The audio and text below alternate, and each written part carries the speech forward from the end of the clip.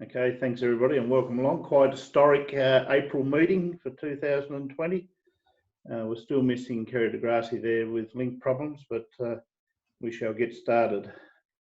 Having viewed tonight's agenda, does anybody wish to declare a pecuniary interest at all?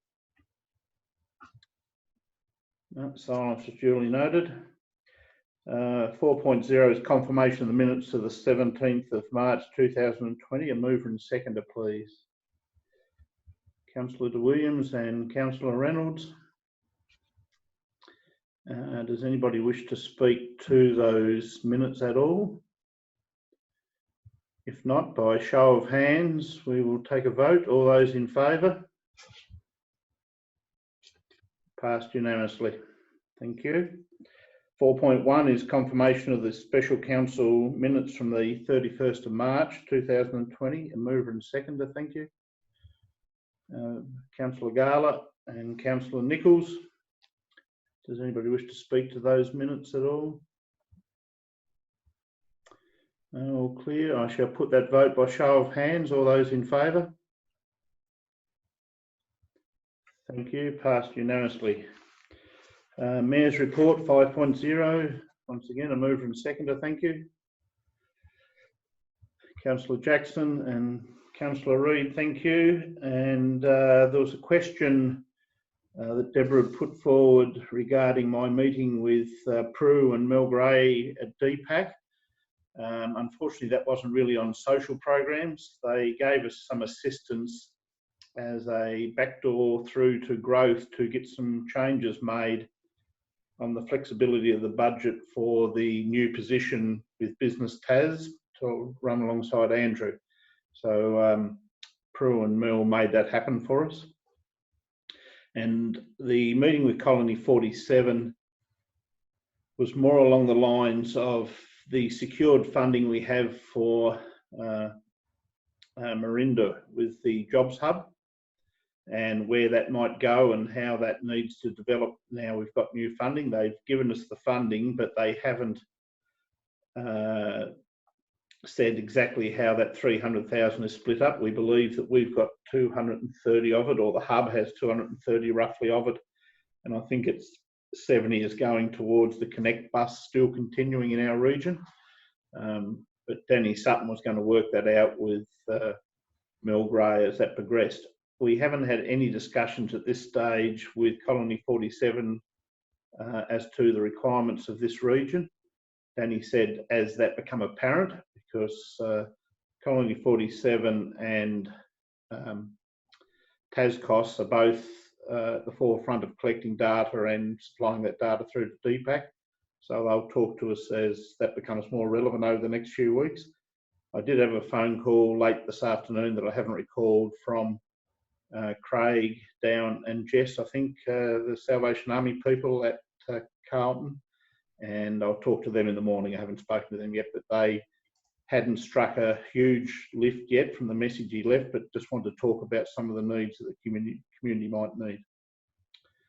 And is there anybody else with any questions on my report at all?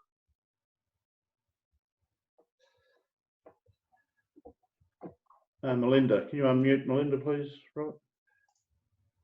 Thank you.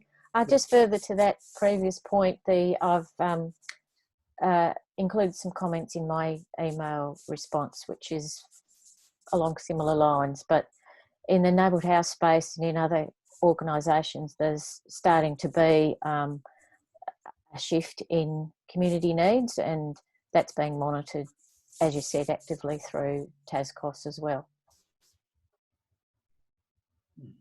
Yes, talking with a few different government departments, I dare say over the next fortnight, the impression I get is that things will start to come together as they're talking about what they need to address now.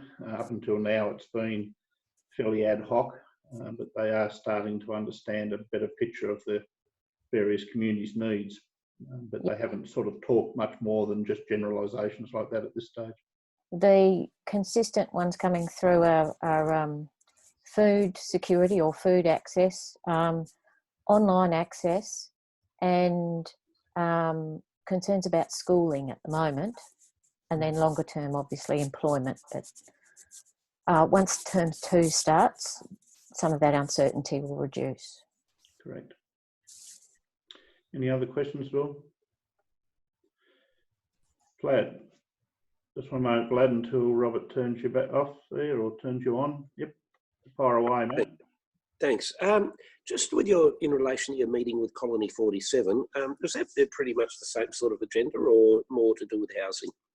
No, not to do with housing, just to do with the search, the C Hub on the funding that we received a couple of months ago for the ongoing employment hub.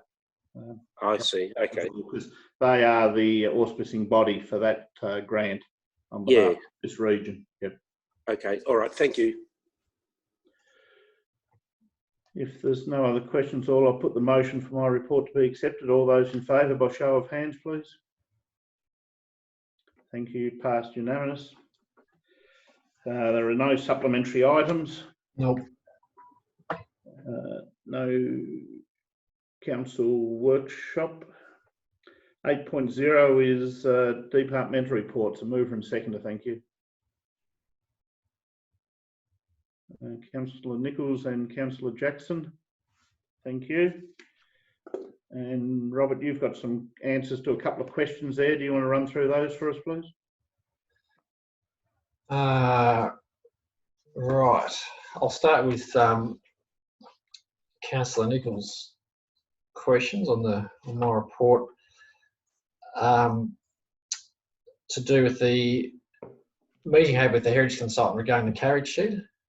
First of all, so that was with Lucy Burke-Smith from Purcell, looking at, I guess, the best approach to determine the condition of the structure and what would be the best way to deal with its ongoing maintenance and restoration, with a view to different sort of uses into the future as they become more bedded down, and understanding the costs involved with various approaches to the restoration and the ongoing maintenance. So I've got the scope of send it to Jackie Rafferty and to to Councillor Terence to have a look at, and with a view that we'll hopefully engage them and get this next body of work done, so that it obviously make it a lot easier when it comes to doing a works application to the Tas Heritage Council and any grant funding opportunity as well.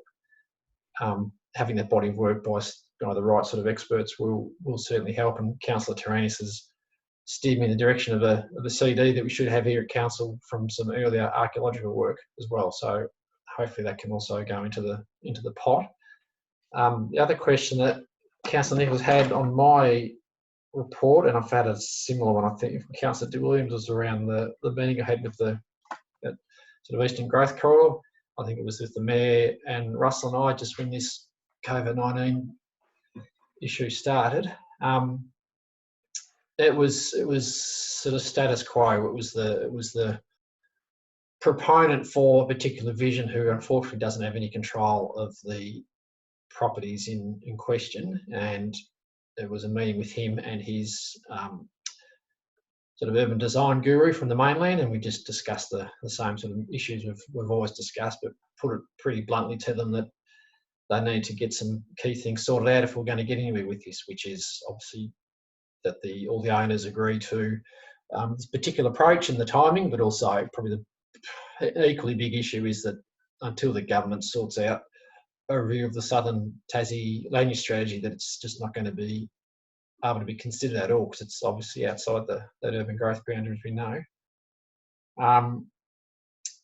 The other issues that Councillor Nichols raised with regard to the engineering and reg services reports, one to do with the Marion Bay Road washout, which is how do you call it, Russell? A bit of a work in progress. So I just briefly spoke with Leon Ashland this afternoon, and the body of work that's required to rectify that slip is growing by the day, and we're still trying to nail down the right sort of design approach to do it once and once only, but also the lowest possible cost. So I had a discussion with Russell just before about the best way to go about it, but we're going to need to engage appropriate geotech experts and design expert. It's about, I think Leon said, about a 50 to 60 metre section of road, and it may well need to be completely removed and redone. So I wouldn't say it's going to be a big job, but it's going to be obviously need to be done correctly, or we'll be back to where we are now in years to come. So as soon as we've got some certainty around the approach and the cost, we'll let you know. But the road's still obviously shut until further notice. Councillor Nichols, I had some queries around the CCTV situation in Southern Beaches with the vandalism that's going on. So we've got current budget to do some upgrades of the existing cameras and to improve some of the connectivity, or the connections, I should say, between those sites and where it's recorded here at council. We haven't at this stage budgeted for any additional cameras next year, nor at this stage have we budgeted to upgrade any further cameras. But Jason Spence, our IT expert, was doing a review of all that infrastructure and coming up with recommendations for us to work out what we do and when and what cost. The other question was to do with Jess's report about the online approach, which I presume is reflective of the COVID-19 situation, but also an update on the 2021 celebration. So I'll just turn Jess's microphone on and she can... Why won't that work? Right. At this point in time, we don't have an update on the approach to the 2021 celebrations. There's been various other matters that we've been dealing with over the past month, and unfortunately we haven't turned our minds to that matter, but we can do so in coming weeks.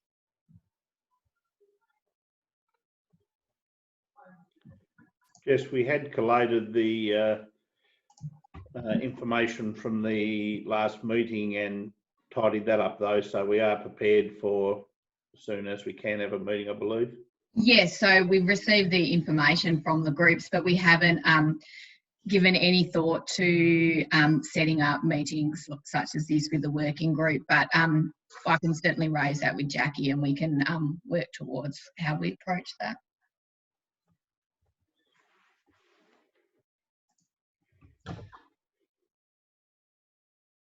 That was the extent of questions from Councillor Nichols around that part of the agenda. We've had some other questions come in from Councillor De Williams and Reid. So maybe would you like me to deal with Councillor De Williams' queries now, me? Yes, I think you might as well. It's a bit more organised doing it this way, I think. Yeah.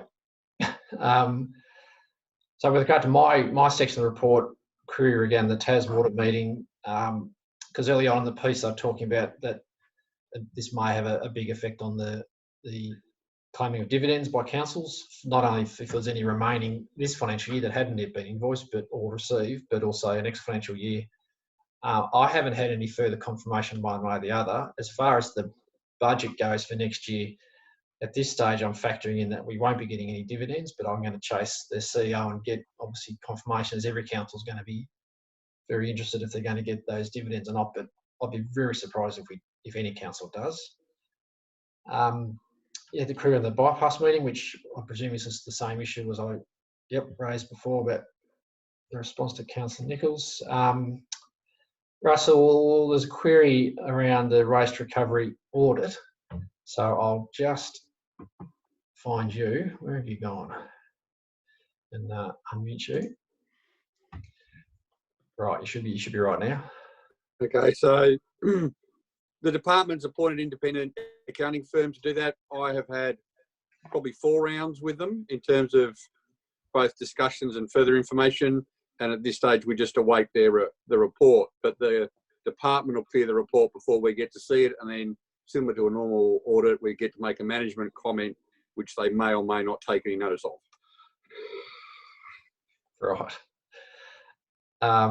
If there's no further question on that one, Councillor Williams also had a query. I'll just, sorry, turn Russell off. Query on the capital grant, the 20K, which will presume from Department of Industry, Innovation and Science, in relation to the Stronger Communities program, what is the money going to be used for? Now, I'm getting myself confused whether that's the Snake Hollow grant or not. I'll just find Jess. Go, Jess. What was the question exactly? Capital grant for 20K from Department of Industry, Innovation and Science in relation to the Stronger Communities program. What is the money going to be used for? In relation to the Snake Hollow Park? I presume it was, yeah, that's what that 20K must be for. Yes. Right. Sorry, the Stronger Communities Fund, but I wasn't aware that it was from the Department of Science. Or does Russell know anything about that? Hang on, I'll give me 2 seconds. You're on as well, Russell. Yeah, so both of those grants came through Brian Mitchell's office. Yeah. One of them was for Snake Hollow. The other one is for GPT over at Midway Point, or Gross Pollution Trap. Sorry, I missed your wave before, Russell. Yeah. So that were the extent of questions from Councillor Williams on that part of the agenda. We had some others from Councillor Reid, which I haven't gone through yet. Do you want to go through them now, or is that the preference? Yes, yes, if you've got them in front of you, yes. Give me 2 seconds. Right.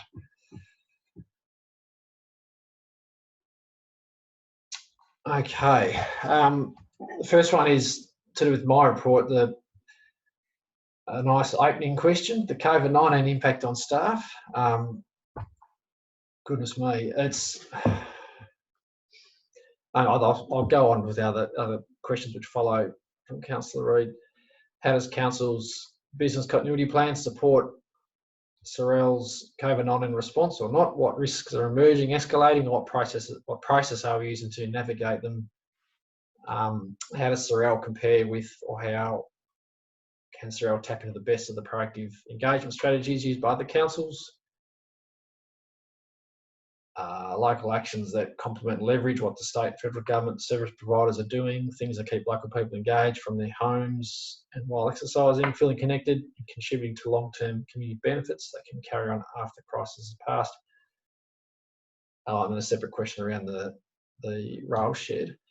I mean, in regards to COVID-19, God, the last how many weeks it's been had been interesting, to say the least. I got to give credit really to Russell and Jess, who carry the bulk of the initial load while I was away for a few days, but it's calmed down a bit since that big spike. So it's a bit of a waiting game now, because we've certainly got a business continuity plan in place, but it's a case of if the government increases the controls on obviously what tasks are considered essential services or not, and if they're going to force further lockdowns. So obviously the Northwest Coast situation's not helping matters, and I think some councils up there are starting to make decisions on positions that were previously being done still from council that are unable to be done remotely, have had to be stood down effectively. So we've certainly been considering that, just having that awareness ready, but obviously we're hoping that we don't get to that. We've certainly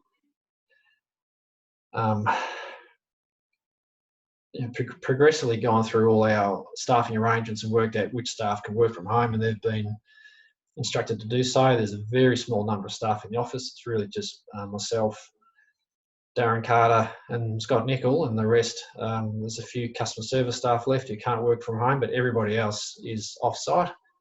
So, and at the depot, it's business as usual, but there's certainly a lot more sole trips to getting to work sites. There's more vehicles we were going to dispose of that we're just keeping hold of a bit longer, just so that option's there.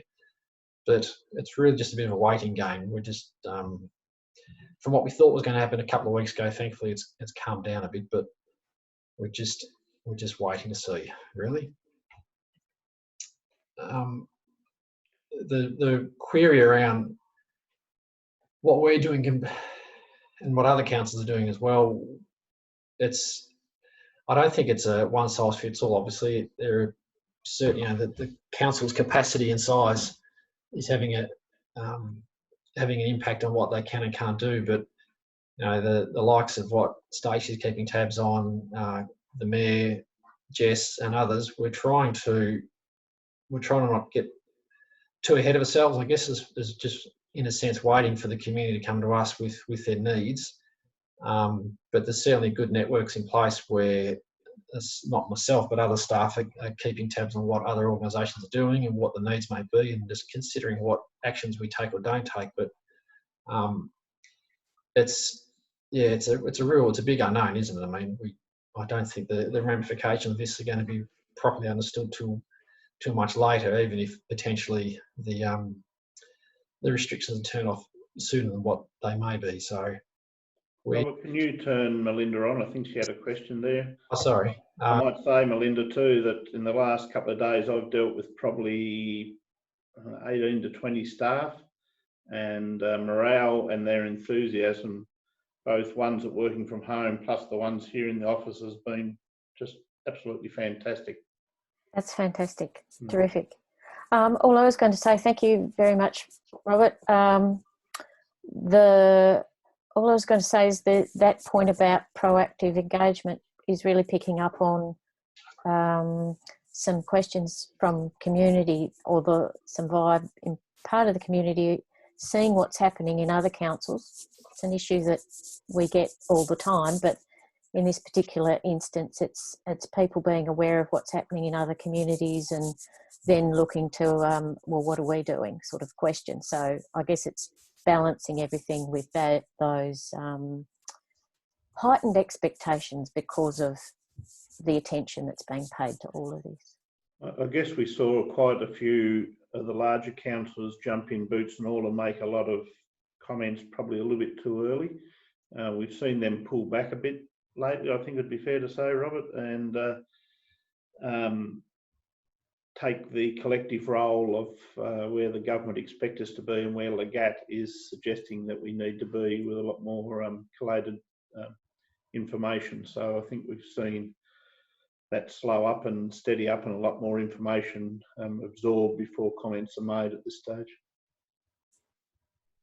Yeah, and also, Councillor Reid, the other issue, other councils, because their meetings were sooner, were able to put matters more formally to council to decide upon. We're obviously tonight is their opportunity, and there was a lot of noise. There's a lot of posturing happening at the time from obviously state, federal government, local government. I guess a little bit conservative in that sense, is thinking we'll just keep our heads low for now and just see what actually is needed, rather than jumping in boots and all and thinking we know what the problems are, when at that point really nothing had become that obvious or that prevalent in the community thus far. But I think, like I said, that's going to start to infiltrate now on. Is there any more questions at all on the departmental reports from anybody? All right, Russell, you've got your hand up, and then we'll go to Jeffrey after that and Nathan after that. Just before I unmute Russell, I'm pretty sure Kerry DeGrassi has been able to join us on the phone. So I've got her on mute now, but I'm presuming that she's able to listen in, but it's a phone connection only, so You're just going to want to try to unmute her to see if she can hear us, okay? just give me 2 seconds. I'm unmuted. We can hear you there, Kerry. You can hear us all right? Sounds like I was muted. Yes, I can hear you well. No worries. We'll put But you whether back or on. not, yeah. We will mute you again then. No. Okay. All right, I've just muted Councillor DeGrassi. Now, I think it was Russell first. So, go, Russell. Yeah, so just to answer Councillor Reid's questions on engineering and regulatory services questions, the communicable diseases, we're basically dependent on the health department there. The opportunity about helping businesses adapt to generally going through Andrew Hyatt from a business central perspective, but if there's any particular aspects relating to environmental health or other regulatory services, then he'll engage them. The fish burial is a soil benefit. Its problem is basically related to odour for the nearby neighbours with wind conditions and those sorts of things. And because basically the Environmental Management Control Act, that's right, isn't it, Rob? And they basically govern what level of activity it is to get rid of that fish waste. In terms of the restrictions at the parks, I haven't been in Sorell a lot myself, but in general, I think people are staying outside of particularly of our formal parks. With the police engaging with persistals, we're basically providing them both intel and footage if required. They then tend to say it's an ongoing investigation and we don't hear too much about it unless they actually manage to collar the individuals. Snake Hollow, if we do want to change it from, I suppose, passive recreation to active use, we will have to put a DA in with the park equipment and the rest of it. We don't actually have the money for that at this stage.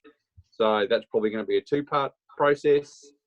In terms of footpaths, the renewal program at the moment already takes into account the usage of the path as well as its condition to come up with an overall priority. But for new footpaths, there's a little bit of, are we building it and they will come? Or, what you do from that perspective. And, the classic one at the moment is the loop that we put around Midway Point and Sorell. And because of the circumstances, it's getting very well used at the moment. But without COVID-19, that may well not be the case. Thanks, Russell. Can you unmute Jacko, please? Councillor Jackson.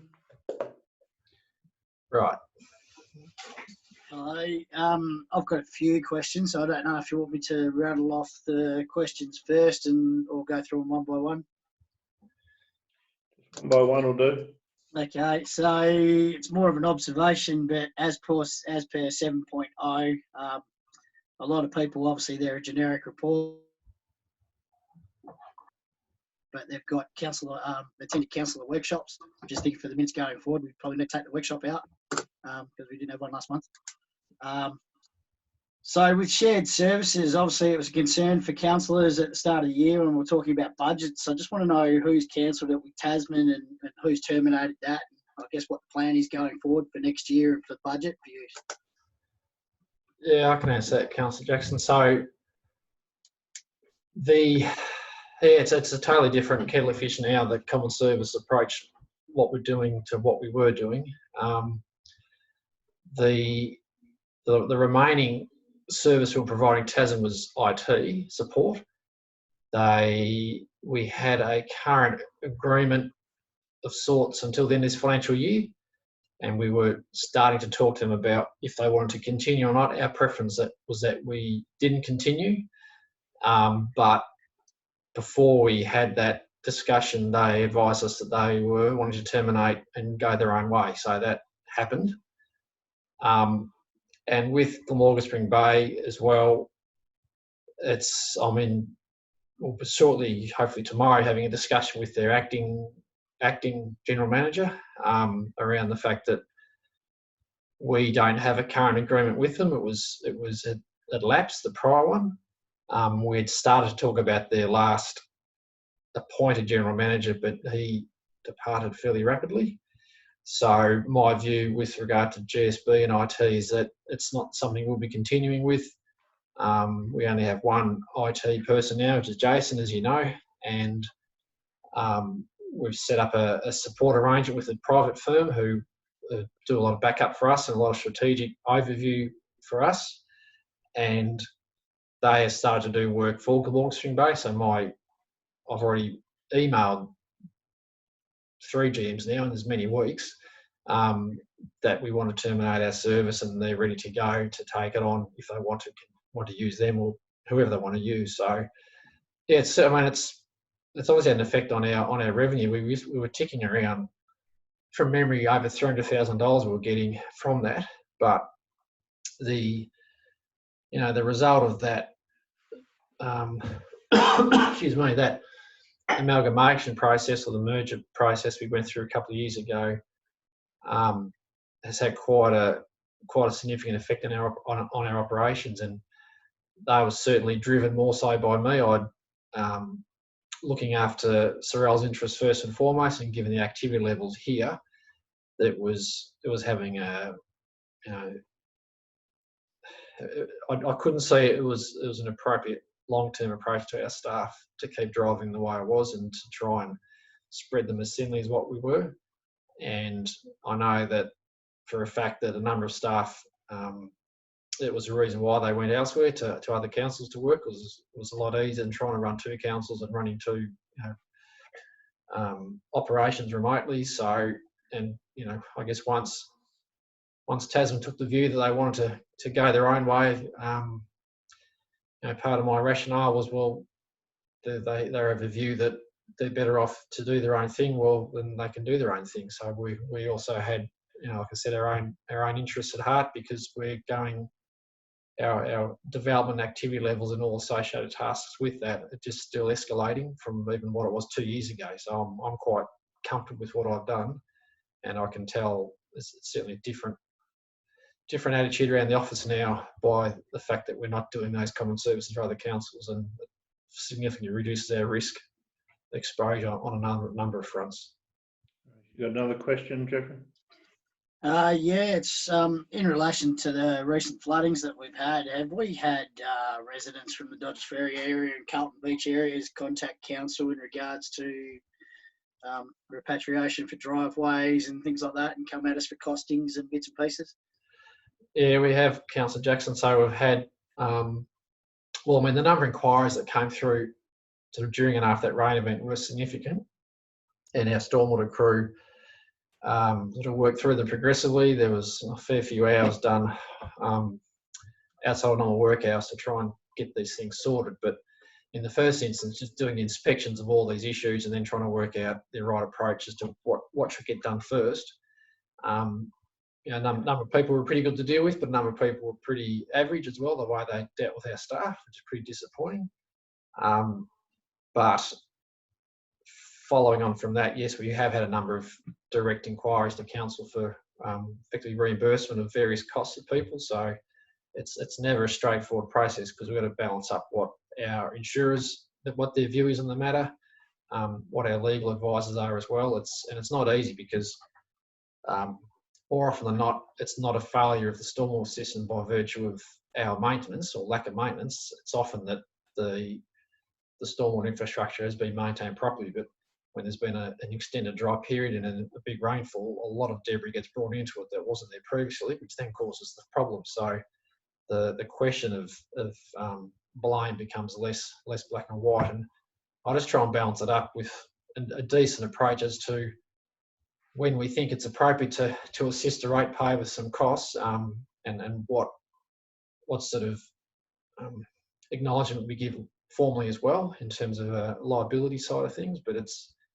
some people are pretty decent to deal with in this situation, and reasonable, but that's not always the case. So yeah, we've got, I think from last count, there's at least 3 that have got sort of matters for us to consider, which I know Steph's spoken to, I think, nearly all of them now, and as have obviously our staff as well. So we're working through them, but it's gonna raise some issues as far as next year's capital as to what we consider from the stormwater asset point of view in terms of upgrades to try and fix some of these problems. But some of the problems can't be fixed either.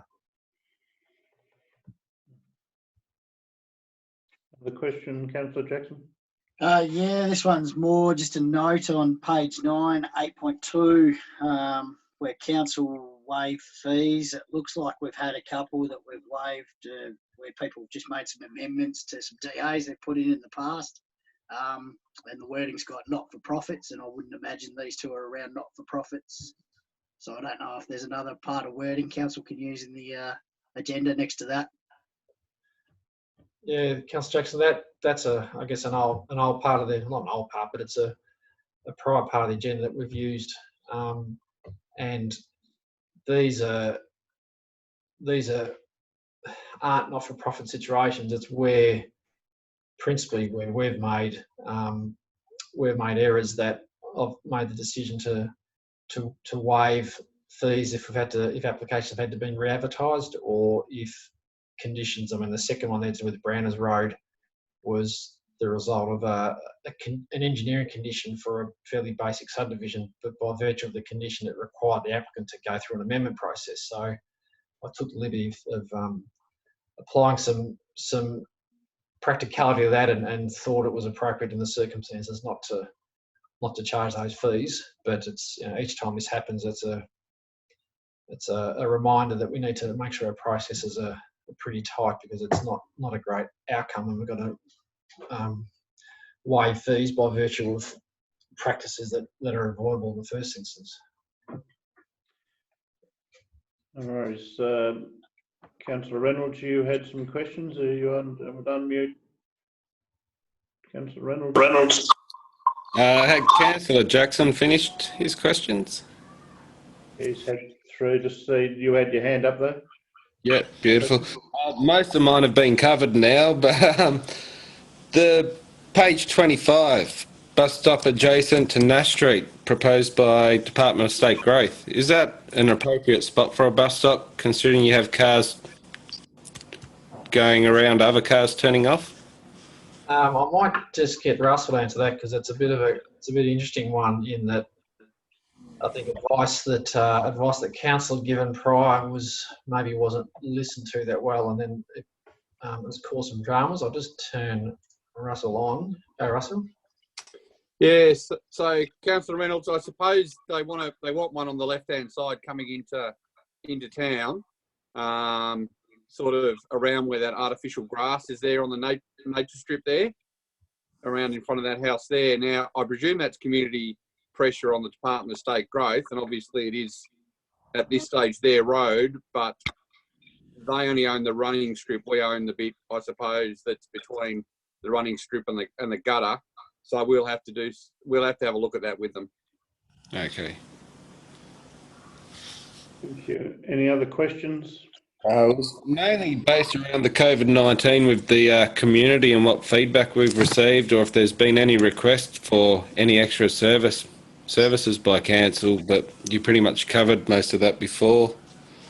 Well, Councillor Rounds, just before we move on, I mean, I certainly haven't had much directed my way, but I might just get Jess. I might just turn you on, and by virtue of your dealings with Stacey. Kathy had a request on Facebook yesterday around what we were doing for the community, which she put together a pretty comprehensive response to that. But other than that, that's been pretty much our only inquiry in terms of what we're doing for the community. Okay. No problems. And just on the scoreboard for Pembroke Park, whereabouts is the funding coming from that again? We weren't successful in the grant, so... No, I'll get probably Jess to answer that one. I know basically it came down to that we'd had to, correct me if I'm wrong, but I think we had to basically find the money to make it come to fruition. That was put through as part of the mid-year budget review process, I understood, along with the contribution from the clubs. Yes, that was discussed at our mid-year budget meeting on the funding for that. Okay, thank you. Any other questions on the reports at all? Carmel, Councillor Trenius, can Robert you unlock? You've done so. Just a couple of quick ones. Has there been a decline in vandalism, or has it been beefed up over the last few weeks? Councillor Trenius, actually I'll get Russell would know better than I, just by virtue of his dealings with Ken and Amy. Russell. Yeah, typically you're not surprised, Councillor Trenius, that school holidays, but given that there's been more people at home more frequently, I think we've seen a little bit more, but because we've got nobody much in the parks and the toilets, we probably haven't seen so much of that type of vandalism.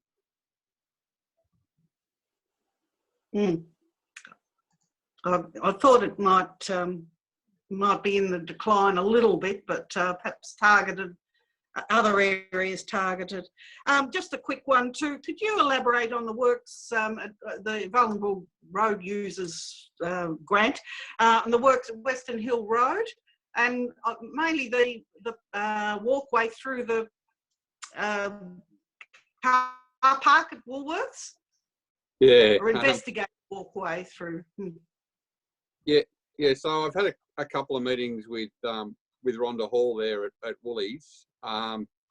She's very keen not to lose any car parks in her car park whatsoever, but I'm sort of a bit keen, if we're going to put a crossing across Western Hill Road, we at least provide some level of safe access for those vulnerable people to get to Woolies. So there's a couple of options. One is there's some traffic island, sort of delineating islands down the middle that I could widen out and put ramps on to sort of show a bit of a path, or we could put a painted path down the inside of the entrance near McDonald's, but she's not so keen on that. And obviously it's her property, so I need her blessing.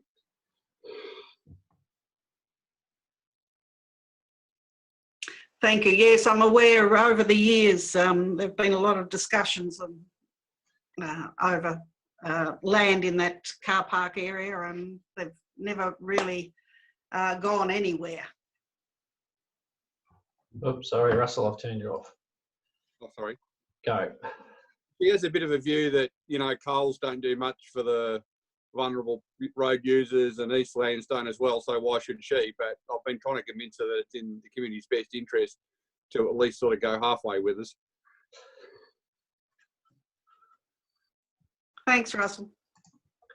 Okay, well, just on, there has been a bit of an increase in graffiti, and we've had one of our dog rubbish bins at Red Ochre Beach melted into the middle of the road by some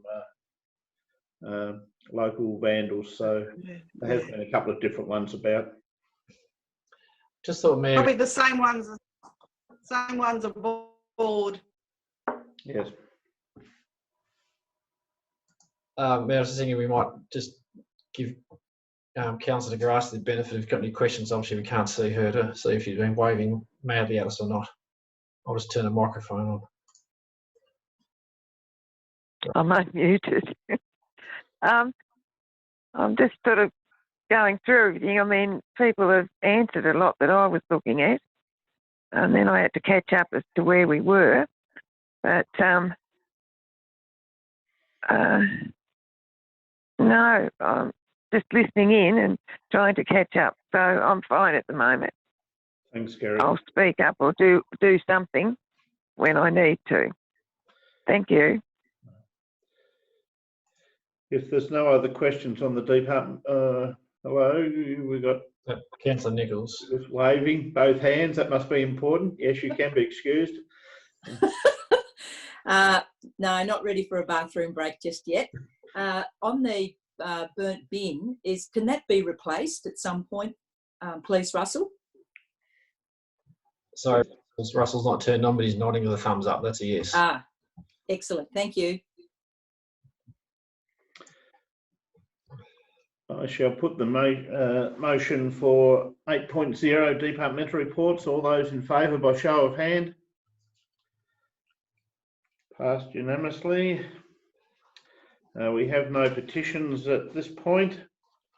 10.0, the Mayor advised in accordance with the provisions of Part 2 Regulation 25 of the Local Government Meeting Procedures Regulations 2015, the intention of the Council to act as a planning authority pursuant to the Land Use Planning and Approvals Act of 1993 is to be noted. In accordance with Regulation 25, the Council will act as a planning authority in respect to those matters appearing under item 10 on this agenda, inclusive of any supplementary item. 10.1 is the desk minutes from the 24th of March. Can I have a mover and seconder, please? Councillor De Williams and Councillor Nichols. Any discussion on those minutes at all? No, I shall put that motion for acceptance by show of hands. All those in favour? Now, just hang on 2 seconds, sorry, Mayor. What I'll do when we get to the vote, I'll have to turn Councillor de Gracia on, otherwise we have absolutely no idea if she's with us or against. So she's now on. I'm waving. Okay, that's all right. Or acceptance, I assume? Yes. Yep, no worries. Thanks, Kerry. Passed unanimously. Yeah. 10.2 is Section 34 Planning Scheme Amendment to insert bushfire-prone area overlays. Mover and second, thank you. Councillor Reid and Councillor Nichols. Thank you. And Councillor Reid, do you wish to speak for this motion at all? Yes, Robert, can you unmute, please? Sorry, I just lost him momentarily. Right. Melinda, you're right to speak. Thank you. Only to say that, as the report states, it will provide certainty and an opportunity for greater community education along those lines. I do have two questions for clarification, and one is the timing of the assessment given the catastrophic conditions in the over the summer mainland bushfires, and was that part of the context? And also on page 44, there's mention of conflicts, which I would like just an explanation of. If I may, Mayor, this has been something in various ways, shapes and forms that the TFS have wanted to do from the olden days when I was doing planning myself. So I don't think there's any particular link to the fires on the mainland. It's been, I was about to use the word simmering, which is a bad word. It's been developing for some time, this issue, and they've, I guess, done the right thing in that they've done all the work for the councils to use a consulting firm to present this body of work, so we can just sort of put it straight to council. But I recall dealing with the TFS back in 2004, 2005, when they wanted to have a uniform approach to bushfire assessment and management across all the councils, and it's obviously a bit of time has lapsed since then. So what was your second question, Councillor Reid? On page 44, there's mention of conflicts, and I think it's the technical conflicts within the legislation that is referred to. I just, if there was a plain English explanation of that, that would be welcome.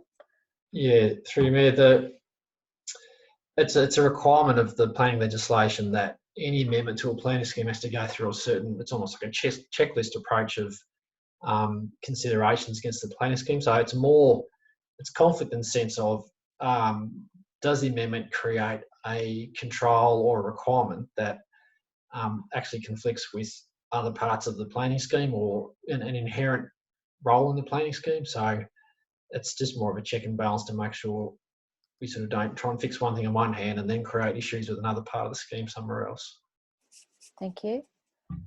And the other, back to the previous point, it was really about when looking at the maps and the built up areas, say for example in Southern Beaches where there's bushfire prone area right around, and then a small built up residential area that's technically not, when with the obviously seeing what happened in New South Wales and Victoria, that the whole area would be prone to those risks given the right conditions. So how does that fit into this approach?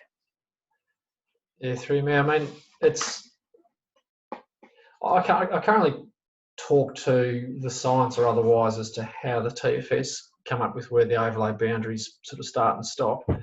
But, you know, over the last, since 2013, the Dunalley bushfires, the level of scrutiny of these things has obviously increased a great deal. So all I can say, I mean, they'd need to provide justification to the Planning Commission if it gets to that stage, but I'll be fairly confident that the science and methodology they use is pretty robust. But I mean, I take your point as far as what we saw this year in the mainland, that in certain conditions, Mother Nature will do what it wants to do.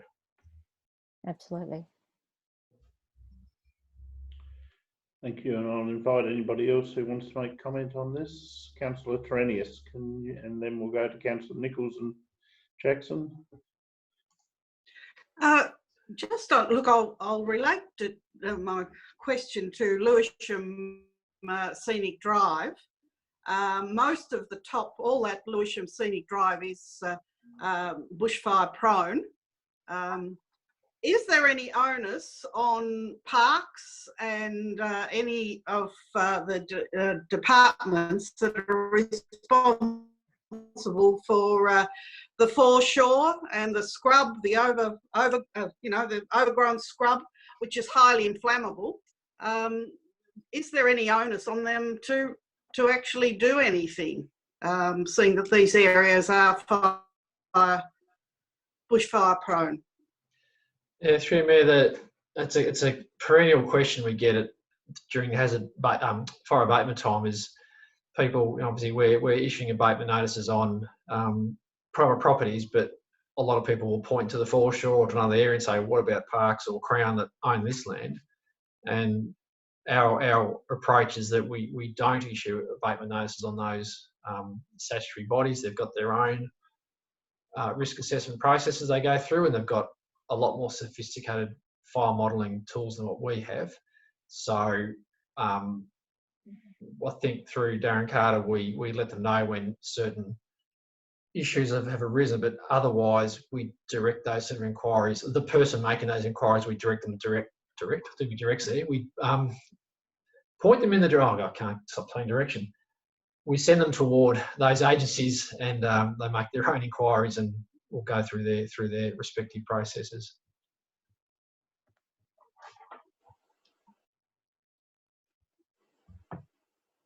Okay. I was going to Councillor Nichols next. Yep. Just when I sent in my questions, when Robert got back to me, you said you were going to ask John for his view. Did you manage to do that? Yes, Councillor Nichols. I did. The question was around. So I'm just catching up on my notes here. And it was a similar question to what the Mayor asked as well, around Reynolds Land and Midway Point, which is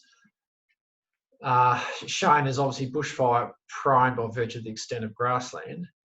And they're in the process of doing a subdivision application now, and they would have to provide a bushfire hazard assessment as part of that. Now, assuming a subdivision permit gets issued and then the subdivision gets built, the reality is that any future lot owners would still be within this bushfire prone area. So even though one of the benefits of implementing this overlay approach is that I think they said 408 properties or thereabouts are removed from needing to do any sort of bushfire assessment. It also means that with the likes of that Reynolds subdivision, if it occurs and is built, that all future lot owners would have to go through an assessment process and potentially get consultants involved to build a simple house. The only way around that is if we, as subdivisions occur, we then amend the planning scheme each time and pare back the extent of that overlay on the planning scheme maps, and that's a 4 to 6 month process each time. Mm.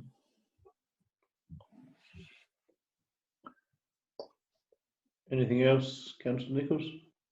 Not from me, thank you. Sorry, Councillor Jackson had a question. Yep. Just in regards to, obviously this, if we approve this goes to our SIPs for 2015.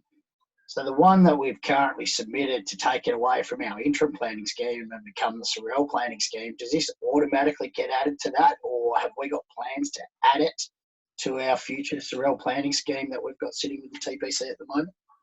Yeah, through the mayor. It's the TFS realising, as I think everybody has, that the statewide planning scheme approach, the LPS, the local provision schedule that we've submitted, for the planning commission to go through those across the state is going to take a long time, and so the TFS in the interim, this greater level of detail around fire prone areas won't be in operation. So that's why they thought, and I think it's actually quite sensible, we'll try and get an amendment which will be quicker, an amendment to the current planning scheme, because we may have this current planning scheme still for, could be 2 or 3 years before the element takes effect. So that's, yeah, they're covering both bases effectively. So are we submitting this as an addendum to what we've already put in? No, it'll be, I suspect the TFS, when the LPS is put out on public exhibition, will put in a submission then to have the similar things included. Hang on, unless as Russell, sorry, has put his hand up, unless we've actually, it's already contained in it. Is that the case, Russell? Hang on, please give me a second. I'll just turn you back on. Sorry, go. Yeah, so along with the flood studies we've had done, I'm pretty sure that John's put in that this layer transfers across to the LPS if it's approved, as part of the LPS submission going forward. Right, so yeah, thanks, Russell. So yeah, through your mayor, if the planning commission are of a mind to adopt this, then almost, yeah, by default, then it comes into the LPS. Yeah, thanks, Russell. Yeah. Any other questions at all? Before I put it to the vote, do you want to unmute Kerry D, Councillor De Grassi? See if she's got any questions. Yep, done. Any questions, Kerry? Thank you. No, I haven't. Sorry. I should have been better prepared with this one. No worries. Yeah, it affects me. Having no other questions, I shall put the motion for acceptance. All those in favour, show of hands, and Councillor De Grassi by voice, please. All those Aye. in favour? Passed unanimously. Thank you very much. Next motion, point 3, is subdivision application for 20 Arthur Highway. Mover and seconder, please. Before I move and second that, I need to the general manager has to add something as a point 11, I think. Yeah, thank you, Mayor. Sorry, there's an additional condition that needs to be put in the recommendation. So prior to it being moved to seconded, councillors, I mean, I've included this in the response I sent back to Councillor Nichols, I think it must have been yesterday. So it'd be an additional condition. It'd go in as condition 11, and obviously all other conditions would go increase by 1. And it reads: a 2.5 metre wide concrete footpath shall be constructed along the Paulina Road from the northern boundary near the Taswater sewer pump station to the driveway access of number 1 Paulina Road. It shall be constructed adjacent to the existing curb where it exists and shall tie in with the existing driveway levels along this section of Paulina Road. Thank you. Can I have a mover and seconder for this motion, please? Councillor Nichols has moved and Councillor Reid second, and can I invite Robert to just check with Councillor Nichols whether she'd like to speak to the motion, please. No, I'm all good. I'm all good. No worries. I shall invite questions or comments on the subdivision applications from all other councillors, please. Councillor Jackson, just one moment. Yep. Right to go, Councillor Jackson. I'm just wondering through you, Mayor, whether we can, say our engineering management, the Mayor, and obviously our General Manager write to the Department of State Growth, seeking clearly their opinion and also a definite timeline on that bypass. Just around some of the numbers that are in these assessments, 1,500 cars per hour between 6 a.m. and 10 a.m. I reckon he's been a bit light on through there. We're talking more people in that subdivision than is the entirety of houses along Paulina Road. You know, I just think there is a massive accident waiting there to happen. You know, you've got maybe 100 metres of visibility on either side, left and right, from that turn-off. Yeah, I'm just really fearful around that traffic management side of things. And I think we need a clear direction from Department of State Growth around what has to go there, be it an intersection, a roundabout, or whatever they've got to do. I just think they need to get involved and engineer that part of it. I'll ask the General Manager and then probably Manager of Engineering Services to give a summary on this, because we're in constant discussion about this region on almost a weekly basis due to the number of developments that are happening in that area. GM, do you want to start that off before you hand to Ross? Yeah, the State Growth were notified of the application as effectively as an adjoining owner, and they've provided some comments on it, but they're not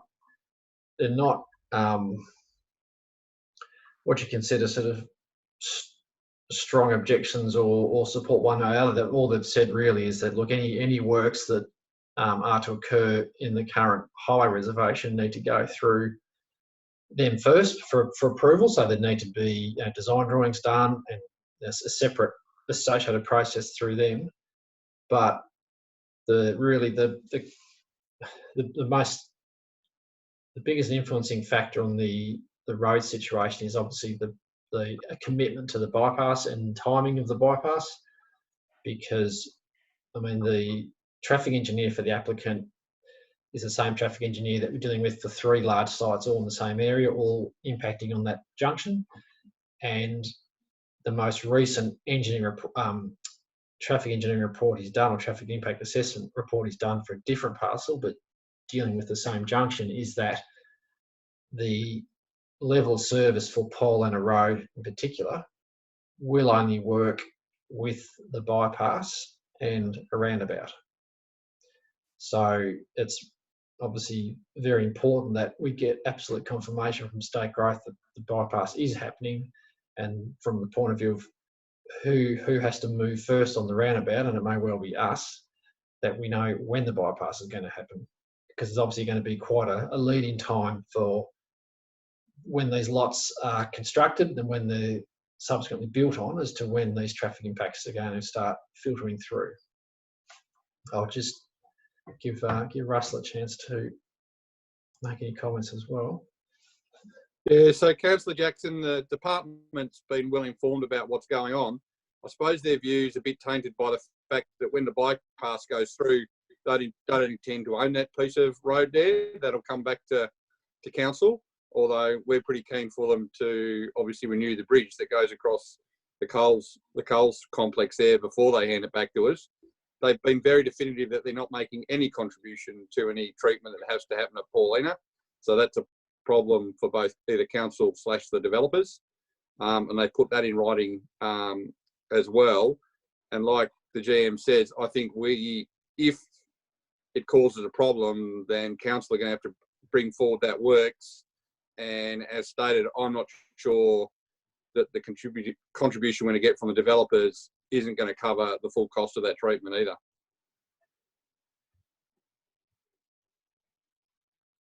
You're still off mute, Councillor Jackson, so you're welcome to speak. I guess my question then comes around, so at the moment, we don't own that parcel of road. We only own Paulina Road, I take it? Correct. Correct. So, I mean, everything in what we've been presented says 2030. You know, who's going to be liable for the carnage that could potentially happen in that area in the short term? Well, through the Mayor, the reality is that we've got to get through obviously this approval process first with council. If there is in fact approval, then there's an appeal period, and I suspect there may well be an appeal lodged by the applicant if council's of a mind to adopt this recommendation. And then that's going to be quite telling, that appeal process, because it's going to, you know, all these issues are going to have to be brought to the table and sorted out one way or the other, both in the sense of their merit or not, and the council's ability to impose the sorts of conditions that we're proposing on. and then also getting absolute clarity around timing of who's doing what and when. So there is going to be a lag for these subdivisions to come online, where to the extent that the houses are actually being built. I mean, that the subdivision further to the north, 250 odd lots, 260 lots, that was issued back in 2014, and we had presumed by now to be well and truly advanced. Nothing's happened, so it's a bit hard to know exactly when all these lots are going to come on. So I mean, the traffic engineer obviously is a consultant acting for the applicant, who's also the ex-traffic engineer for the state for back when it was Dyer. He's going to be quite careful as far as what assumptions he makes by way of vehicle generation based on lots and the use of those lots, and also when, as I said, when those lots are going to come online and have an effect. But it sort of works. I wouldn't say works in their favour, but it is helpful that he's the same traffic engineer looking at all these three large parcels that all are going to have a big effect on that road junction. Almost in a sense, if the council's in mind to approve the application and it does go to appeal, it's actually potentially going to help get some clarity around the approach that we've taken and the expectations of all the different parties involved. I'm not sure if Russell has any further comments to make. Yeah, I think the bypass is likely, Councillor Jackson, but the department is absolutely not committing to a timeline for that until they've sorted out the order for all of the projects in the Southeast Traffic Solution. And no matter who you talk to from the minister down, they're pretty definitive that they'll make that decision and we'll get informed accordingly. Yeah, I just feel we're making another pinch point. You know, they're going to sort something further else up the highway. We're going to have to, you can see it coming that there's going to be something here that slows that traffic down at that point. We're just going to create, another pinch point in the process, and they're just chasing their tail. So, I mean, I'd really like it if, as a senior management team, a general manager, yourself and Kerry, potentially write to State Growth expressing our concerns. I mean, that's all we can really do. I think that'd be a reasonable request on our end. Yeah, I mean, through the mayor, that's almost a given in that the mayor's obviously had a lot of dealings with current and prior transport ministers around getting better transport infrastructure, not only for Sorell but for the southeast overall. So the current minister is absolutely aware that there's a lot riding on what the current Liberal government committed to a few years ago and getting it delivered. So they're very mindful that they've made that commitment. They need to follow through on it. But we just, as Russell said, we just don't know, because the cost of the various components from the airport roundabout out are massively higher than what they'd first thought. They're suitably being fairly guarded around saying what's going to happen and when. All right, is any other questions from anyone at all? Councillor Terenius. Hang on, please. Right.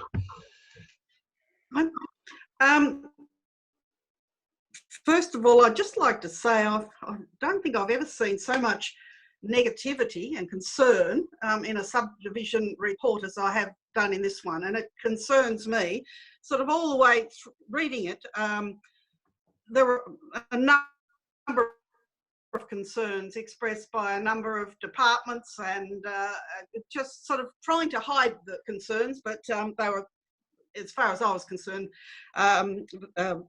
certainly there. The Tas Water response, did I miss that in there? I know there was a reference to it, but I didn't see what their response was. Just Russell, do you know quickly? I'm just trying to scan through the agenda and remind myself what it was. It did refer to Tas Water, but the normal pages weren't there. Oh. Yeah, I'm pretty sure that they said they could service that lower lot. They're more worried about going up the hill. That was going to be my question, because can you hear me? Yes, no? yeah, we can hear you. I was of the understanding that Taswater had asked, and that would be for the 300 lot subdivision to the north. They're asking the developer to put a pipeline through to Sorell. Was that correct? I know that they're To interested connect with the regulated. Yep, they were interested in getting contributions for both sewer and water off that larger subdivision. Yep. So they're saying that they can cater for this subdivision, though. Yeah, and mainly because that impossible to be put on the. Sorry. Russell? Yeah, mainly because it's at a lower RL. You know, they're interested in that RL 140 and above where they struggle to supply.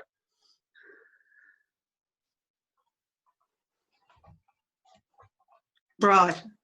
I'm still concerned about this particular subdivision. I think there are big problems there already, and we've also been there's also mention of another proposal in, I don't know whether it's in as yet, right opposite the Paulina Road turn off there, on the opposite side. So it's just going to be exacerbated, I think, that whole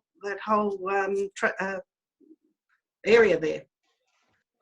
Yeah, and it concerns me, like as Councillor Jackson said, it concerns him too. And I just wonder whether we really do need this subdivision at this time.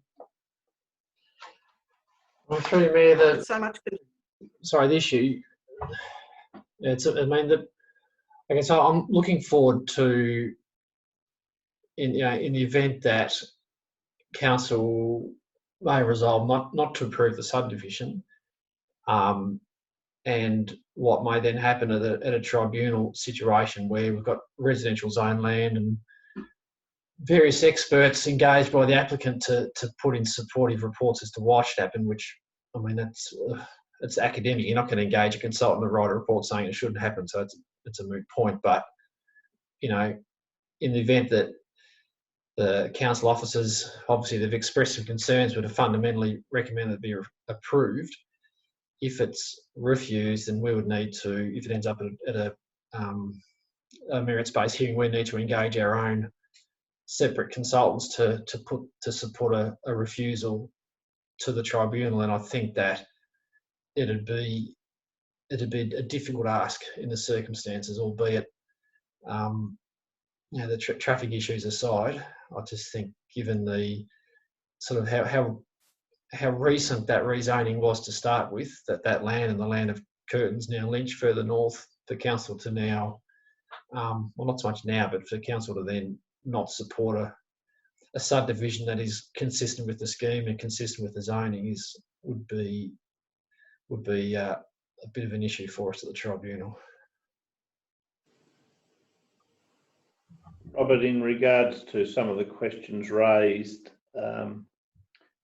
where would you see the next step for, other than writing a letter, but where council needs to address? We've talked about the roundabout there for a long time now,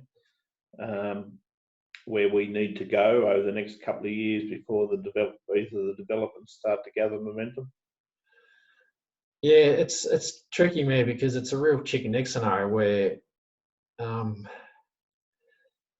my mind, the most recent traffic engineering report, traffic impact assessment that Milan Pradanovic did for another client, but to the south of this site, but still impacting the road, Paulina Road, that report makes it very, very clear that without the bypass, a roundabout without the bypass would cause, in peak time, real issues for the highway traffic flow, but no roundabout and just sort of turn slots for Paulina Road would have, without a bypass, would have less effect on the highway traffic, but would make getting out of Paulina Road at peak time almost impossible. So it's a hard one because we really need to get all three parties in the room to work out, because what we don't want to do is for any of them to be spending money on on junction upgrades that aren't what the ultimate solution should be. It's just a complete waste of their money, and it just means that we'll be potentially coming back and spending our own money. Retrofit. That's probably where I was leading to with my question, that we're better off to spend the dollar once, not in several stages of correction. Yeah, and that's the complicating factor, is that we've been working closely with the owner that owns the land to the south, and that's been doing that for a couple of years now, and have been generally supportive of trying to get that land rezoned and trying to get a school in there and other subdivision elements. And they've been quite reasonable and sensible around the need to do the right sort of treatment to that junction. Obviously, they'll be coming at it from a new direction, but I've had no dealings at all with this applicant and this current landowner, so I'm not that informed as to just how open they are to the idea of trying to get a sensible approach to dealing with this junction, because it's in their interest as well. Obviously, they're not going to have a great time selling their lots if you can't get out of the access road or the highway. So it's in their interest to try and get a good outcome facilitated as well. Well, they don't want to pay a contribution, do they, Rob? Well, they've indicated that. Through the mayor, Russell's right. Even the I say rudimentary, approximately $2,000 per lot as the lots are created. By mainland standards, that's a bit of a joke. But the indication from the consultants acting for the owner is that is entirely unsatisfactory, and it may well be the reason why, if it's approved, why there might be an appeal. We'll pursue that further. Yeah. Any other questions? Or Councillor Nichols? Through you, Mayor, are we able to attach a condition to this, asking for some kind of process whereby everybody gets in the same room and the traffic solution is worked out prior to any money exchanging hands? Through you, Mayor, the difficulty there is that the tribunal, how long ago, in the last sort of 10 years, has taken a very harsh line on council acting as a planning authority, imposing conditions that rely on third parties who haven't already committed in writing that they're going to do what is needed to be done. So to have a condition there where it hinges on other parties being involved and agreeing when it hasn't happened, I think the tribunal, if that goes on, the tribunal would take the view that the conditions ultra vires and by effect the whole permit is. So they got really pedantic about this some years ago, and it totally changed how councils, and I used to do it back in the day, how councils could be fairly loose with some of the conditions that had good intent, but maybe weren't locked in completely by way of commitment, and they've just completely stomped that out. So I think that the condition has great merit, but I just think in terms of how it would be worded and then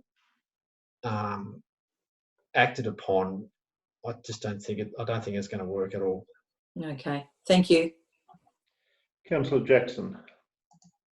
Sorry, give me a second. Just one moment. All right. Thank you, Mayor. Just in relation to Beth's point, which I think is really valid, and as you, General Manager, gave an inclination towards being a good point there, I think, is there some way we can protect council's interest and almost not force, but coerce those three to get in, or those developers to get in a room? But with point number 17, with that figure of 2320 per lot, is that something that we can make it non-negotiable? And if that becomes our mitigating factor, have some wording along there that all the three proponents get in a room to discuss that traffic situation, and add it to point number 17 there. Through me, that wouldn't work. The lawyers with the applicants have a field day with that one. I understand the intent of it, but I mean, there's a condition in there that the planning consultant has put in somewhere, condition 8, where the condition requires the turn slots to go in the highway to get into Paulina Road, but with that note that says this condition may be changed or omitted if Sorell Council or an adjoining developer were to construct a roundabout prior to the development commencing. I mean, it's a moot point as to how that's going to be taken by the tribunal as well, but the intent is spot on with that one. What we're trying to do is to save the developer unnecessary expenditure when ultimately that's not the approach that's going to work best for the future. That does give some discretion, though, for discussions to continue with the parties, though, if it's not challenged. Yeah, it is challenged, I think. It's, like I said, I'm not trying to be a sadist, but if it does go to the tribunal, then by virtue of the process they go through, where they have they try and achieve a consent memorandum without going to a full merits-based hearing. So you would hope that, like I said, we're trying to act in the best interest of the developer, because they're not going to do any well, I don't think, do very well selling land when the owners can see quite easily that getting out of the road onto the highway is a complete nightmare in the morning. So you would hope that they would see the rationale of trying to get this thing sorted out as well, but I just don't know how it's going to go yet. Because each developer can go at their own rate, can't they, Jane? That's what we found through me. That's what we found with what was the Curtin subdivision, now the Lynn subdivision to the north. It's 6 years ago, at minimum 6 years ago, and we would never have thought that in this period of time nothing has happened, given the demand for land. And but as Councillor Tereni's pointed out, the biggest issue with that one, we think, seems to be the TAS water requirement that is putting a large cost impost on the developer to supplement infrastructure up to that site because of the difference in elevation. Councillor Reid. Thank you. Further to that, with the other subdivision, the larger subdivision, how similar are the conditions, or were the conditions to what we have in front of us tonight? Through Mayor, I did look at that approval recently when I was checking the agenda report, more so around some of the conditions with the treatment of Paulina Road frontages, the footpath, for argument's sake, which is why that extra condition went in. But also, I mean, at that time we dealt with that subdivision, there was no commitment to a bypass. There was no commitment to any southeast transport concept at all. It was we and the State Growth and the developer knew that something would have to happen at that Nugent Road junction. That was going to be the principal junction, but no one could say what or how or when or how much. So State Growth weren't particularly forthcoming with trying to negotiate an outcome or a way forward for the developer. We did it with the developer, so to his credit, he's actually quite open to the notion of having that per lot contribution. But yeah, there was no real science to it, because there was no solution what we were aiming for, because we didn't know what it was, and no one could tell us what it was either. It was so if we had our time again, now that we know there's a bypass, then luckily the condition that we put on the Curtin subdivision for the contribution was set up such that it was to go to either the Nugent Road or Paulina Road junction. So it was lucky that we did it that way, so we can go to obviously to Paulina to go to that, to contribute to that, whatever we end up doing down there. And there's mention of the public open space and playground, or was it specifically a playground, and was the plan to connect through all along, or is that just been considered for this application? No, through Mayor, the Curtin Lynch subdivision always had a very, very large portion of public open space in it, down near the Paulina Road frontage, and the current subdivider, so Lynch, has made it very clear that they will be building quite an extensive playground for the size of that site, to the extent that we thought it was a better approach that we make sure that the two subdivisions connect by way of pedestrian access, so that they can also use that size park. It's going to be in the hundreds of thousands of dollars to construct. And he's talking about including a dog park there as well. Oh. I guess that was my was going to be my next question. Is given both together, then that's a significant number of houses and a community in its own right, really, on that side of the rivulet. So that sounds like that's been taken into account. And am I correct in thinking that the larger subdivision was approved 6 years ago? 6 years was mentioned. Is that correct? Yeah, through me, it was. I mean, I remember I started council in September 13. It was live then. It hadn't been resolved. I think it was June 2014. I started in the April. I reckon it was resolved in May, June of 2014. Yeah, they had one permit issued, then came back and did it again. So actually, the earliest permit was issued in 2013, but the current permit goes back to 2014. Okay. And there was one other point. Oh, on page 91, there's of the report, council officers refer to poor design and public health outcomes. What's meant by that, and how's it addressed in the approval or the recommendation to approve? Through me, that was so. Council's environmental health officer made some comments on the subdivision generally. I mean, the area that we seek comment from them specifically is around environmental health in the true sense of the word, in true sense of the term, in that noise, dust, those sort of impacts. They've provided another opinion around public open space, but it's a planning consideration rather than an environmental health consideration. But it's dealt with.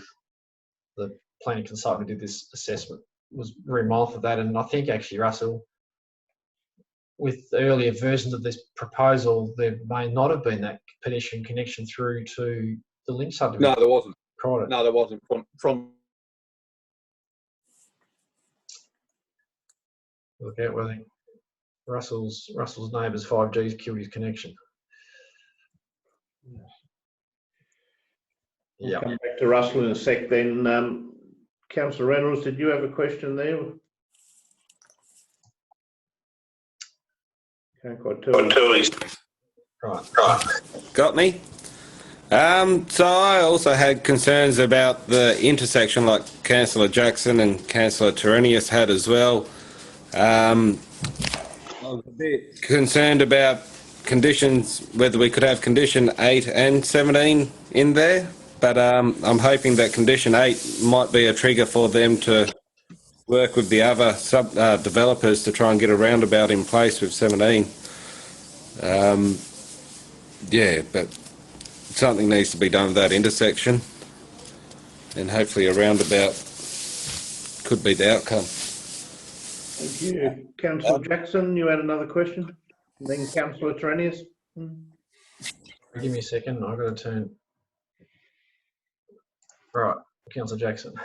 Thank you. I note on page 90 when we were talking about considerations, and I guess how much of an issue for council will it be if those 4 or 5 blocks along the Arthur Highway, the first issue in issues for consideration is traffic noise, which is point number 1. I know when you drive along the highway on the way back from Hobart, you've got some screens and things like that for noise mitigation. Is that something that's going to become an issue from council if we just let the developer build it and there's no consideration for that at all? Well, until the bypass comes in anyway. Through Mayor, no, I don't think that doesn't seem they asked.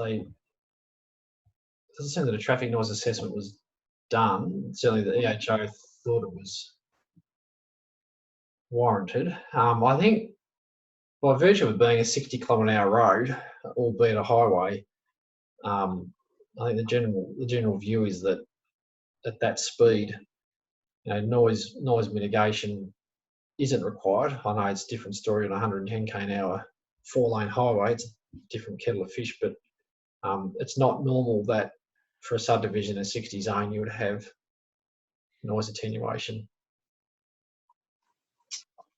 I guess at the moment it's your main road in and out. You've got everything servicing the Tasman Peninsula, both morning and night, all hours of the day. I just think it's going to create issues, particularly around that. I mean, I don't know if they've done, as you say, any noise assessments over a period of time to see if it does and what the noise limits are. But, I just can see that becoming an issue for council down the track.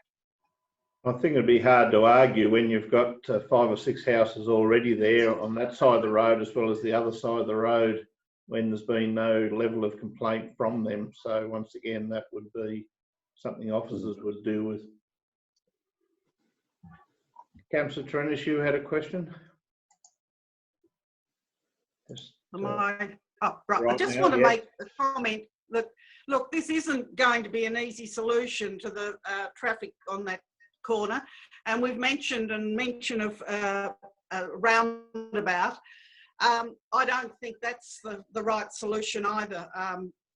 Especially if the 300 lot subdivision goes ahead and we're getting all this traffic, and I know that will probably come out on Nugent Road. Yeah. But I can see the back. What's the word? The backup from the southern beaches and at a roundabout, especially with 55 lots subdivision and all the residents coming out of Paulina Road at certain times, peak hours.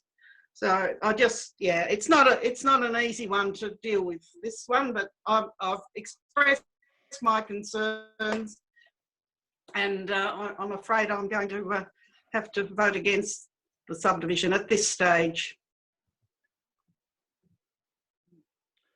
Thank you. Is there any other questions from anybody before we better check with Councillor De Grassi, GM? Yep, she's on. Oh, does everyone get that? You are unmuted sound? Anyway, apart from that, I understand a lot what Councillor Trennis is saying and also Councillor Jackson. It is something I will support though, but it's one of these where to from here sort of thing. If this was voted down, what would you would say would happen, Robert? Through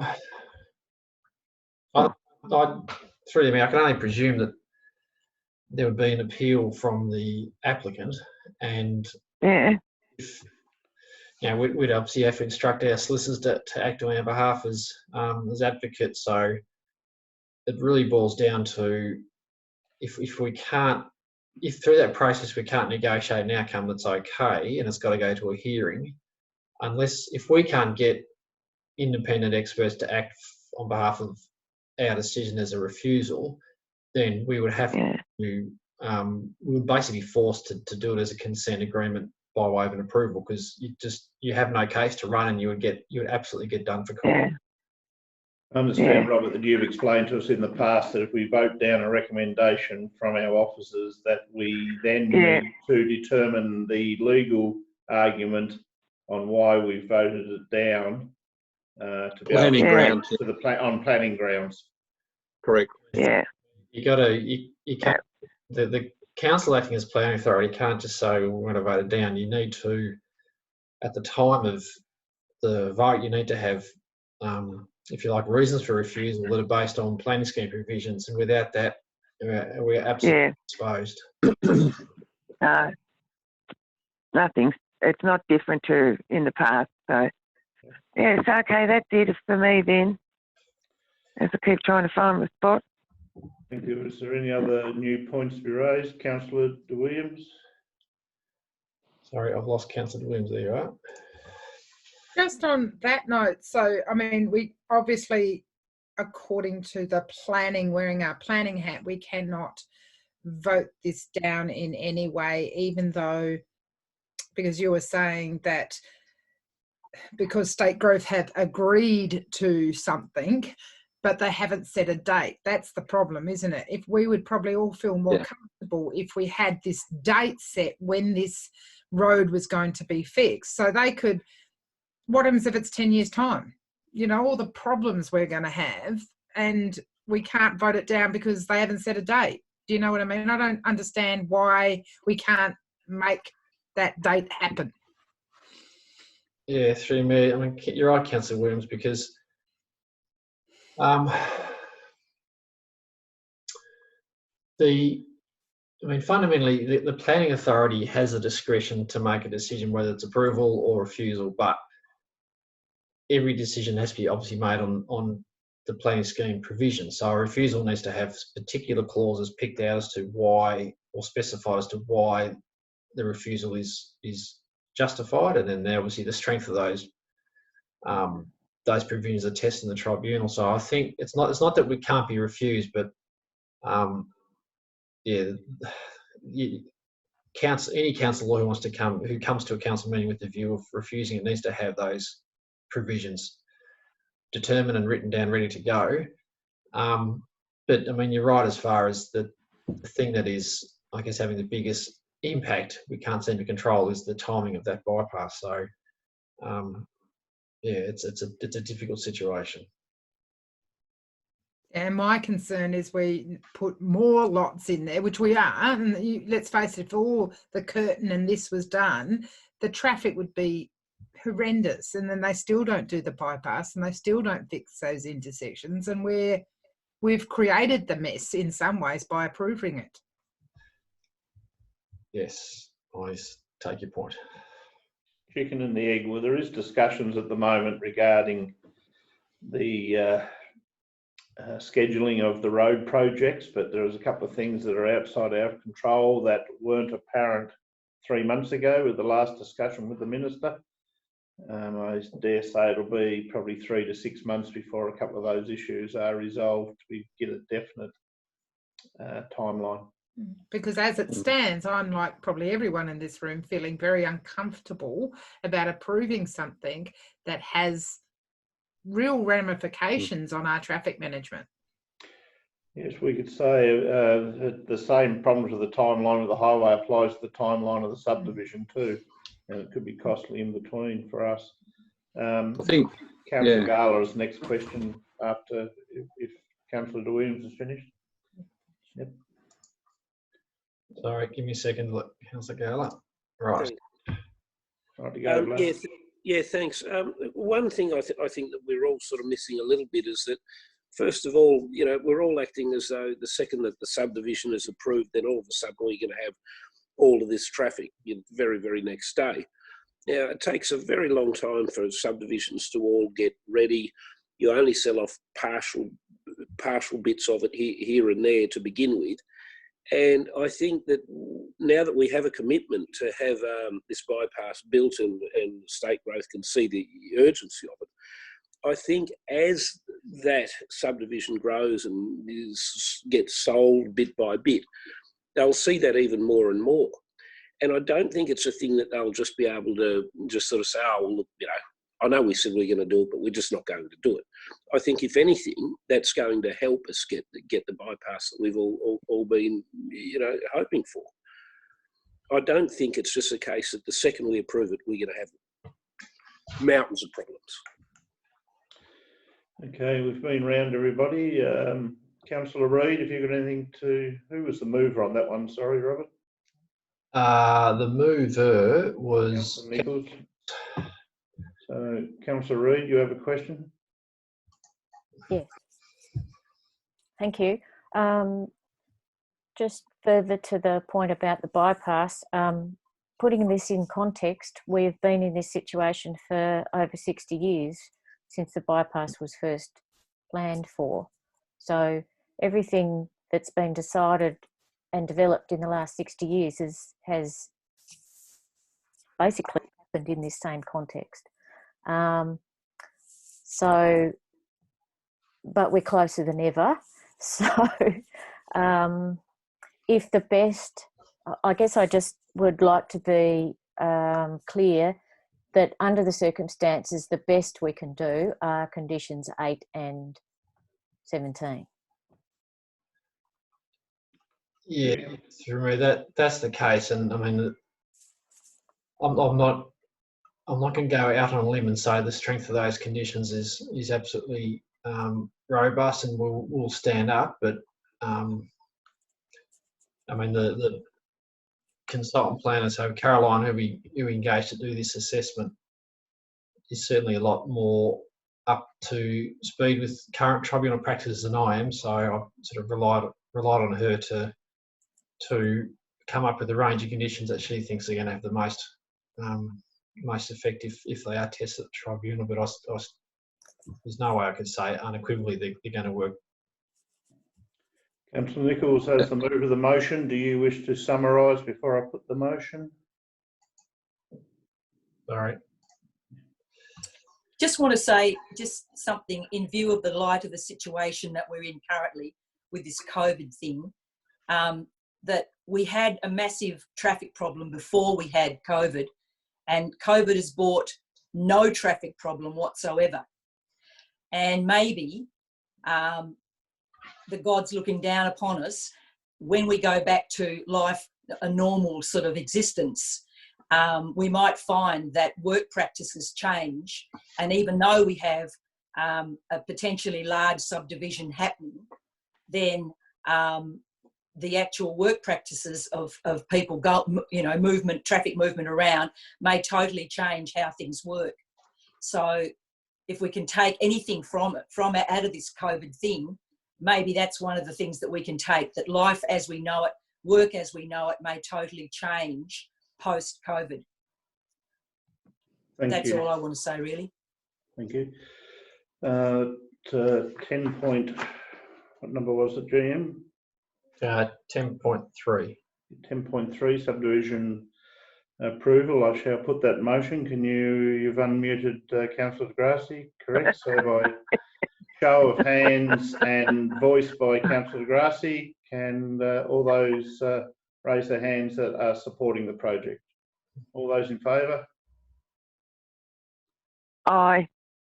Thank you. Against? Thank you. We have all supporting except for Councillor Trinius, who has acknowledged voting against it. Thank you, everybody. Thanks all for your concerns with that too. We've been having a lot of those discussions, and I'm sure it will escalate now. We'll see how the appeal goes.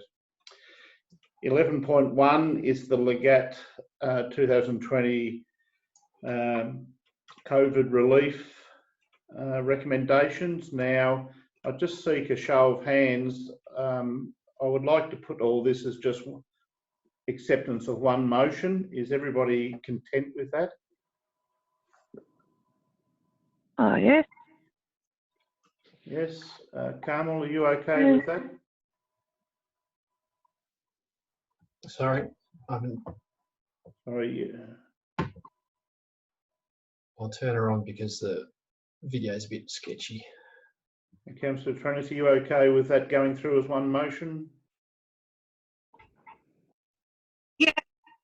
No, yeah. Yeah, that's all right. You're a bit jumpy with the video link, so No, thank you. I said yes a couple of times. Yeah, thank you.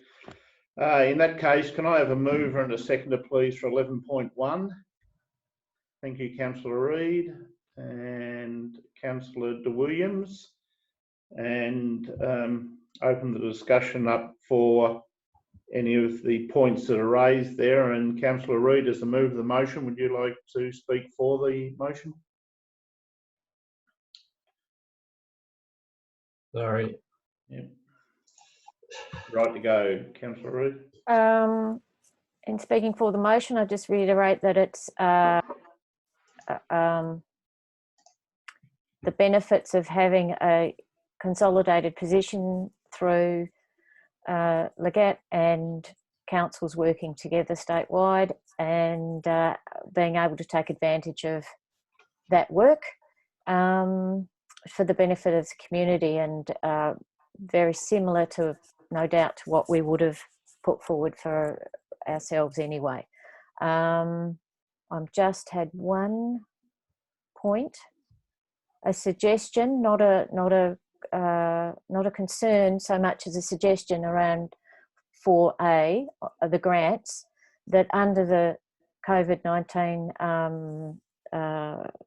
response and recovery, we would probably need to look at increasing our community grants or stimulus grants, or coming up with perhaps a different approach to what has been done in the past, because we're in a very different situation. Certainly, and that's a different part of the motion, but yes, you're quite right, that would be part of consideration of budget going forward. Yep. Thank you. Councillor Jackson, you had a comment? Right to go. It is just a comment in regards to motion 5. I guess the way I could try and phrase it is, you know, for people doing new builds and moving into the community going forward, obviously, is there some sort of consideration or way that we can split what we're going to be charging versus existing residents and businesses? I just think, you know, for those that are going through this period of time that are actual ratepayers of our community versus those that could potentially be moving in when this is over, yeah, I'm just wondering, you know, whether existing builds and people paying rates on things now, you know, whether they need to keep paying at the existing rate the council has, and not as per motion 5 where we're saying 0% increase on general rates, fees and charges for 2021. I think the feeling was very strongly that if we try to get too smart with this motion, it becomes very unwieldy. Some of the councils, the larger councils, is slightly different to this, where they are still applying inflation CPI to fees and charges, possibly. It was our feeling that we raised at the workshop that this needed to be blanketed, and it's very hard to single individuals out, and it was a strong feeling from the government they wanted a blanket feel on this for the next 12 months, and that was the line we took. Jim, have you got anything to add to that? Through me, no, I haven't, because I mean, what we're proposing, what the result of this would be is that from current rates, fees and charges this year, there'd be no change next year. So there's no sort of disadvantage or advantage of people depending on the, I mean, there's potentially an advantage for people who may move into the area post June 2020 this year, but it's, I mean, it's a pretty academic amount when we're talking about, you know, the 2.5%. I mean, a 2.5% increase on the rates is only $200,000. I'd written down this before. Well, that is about 350 or something. Just on the general rate. So, you know, spread across over 7,000 rateable properties, it's not a massive dollar cost or impost cost, or dollar benefit or cost to current and new residents, but it's more the, you know, the state government has been absolutely front and centre around an expectation that councils need to do their bit as well, and I think there'd be a very, very dim view if councils, you know, do a 0% increase on rates, but a CPI on rates and on fees and charges or waste management. I mean, it's just, I think it's a bit of a silly approach to take in this situation. Any other questions from any councillor? Councillor Reid, do you want to summarise that all? I mean, I've had Councillor Degrassi turned off, so. Yep. Turn Sorry, just before we go to Councillor Reid, we'll go to Councillor Degrassi. Any comment on this one? No, just get it done and dusted. There's a lot of people starting to suffer. we don't need to add to anything. So. Thank you. Councillor Reid, any summary there required?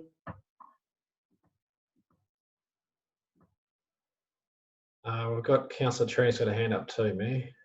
Sorry, yes, we'll go to Councillor Terenius, then back to Councillor Reid. Just a quick question. Are we going to revisit the hardship applications after October? Yeah, through Mayor, that's the next item. But what I'm proposing with that is it would get reviewed during September, so we know whether to keep it going or not for the second rate instalment or future rate instalments. Mm-hmm. Thank you.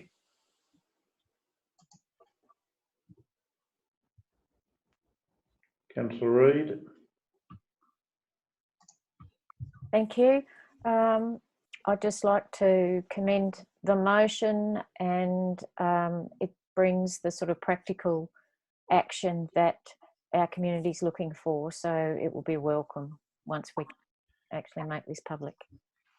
Thank you. With that, I shall put motion 11.1. If you can unmute Councillor deGrassi and Tiz. So by show of hands with all, and voice from Councillor deGrassi. All those in favour? Aye. Passed unanimously. Thank you. Amazing the circumstances we're in at the moment. 11.2 is the financial hardship assistance policy. Can I have a mover and seconder, please? So moved. Councillor Terenius and Councillor deGrassi, thank you. And Robert, would you like to just unmute Councillor Terenius just to... Yeah. Councillor, would you like to speak to the motion, please? I've probably just asked the question that I wanted to answer. So no, I've got nothing else to say. It's I think it will be something we needed to put in place, but yeah, it'll be interesting to see how many people do take it up. Yes, I think it will be very interesting. Any questions from anybody else on the floor? All right, Councillor deGrassi is a seconder. I'm like Carmel, and it will be interesting. And it's good that we've got something set there for whatever happens. So, well done. Thank you. No other hands up, so I'll put that motion for the hardship policy to be accepted. All those in favour by show of hand and voiced by Councillor deGrassi. All those in favour? Aye. Passed unanimously. We move on to 12.1 is the development application fee request for reduction. Mover and seconder, thanks, and Councillor Jackson. And a seconder is Councillor Reynolds, thank you. And you like to unmute Councillor Jackson? Oh, we want to find him. There he is. Sorry, Councillor, go. You'd like to speak for the motion, Councillor Jackson? Actually, I'd like to rescind that. I wouldn't like to speak for it, sorry. Sorry, so you're rescinding from moving the motion? Yes, please. Yeah. Have I got another person to move the motion, please?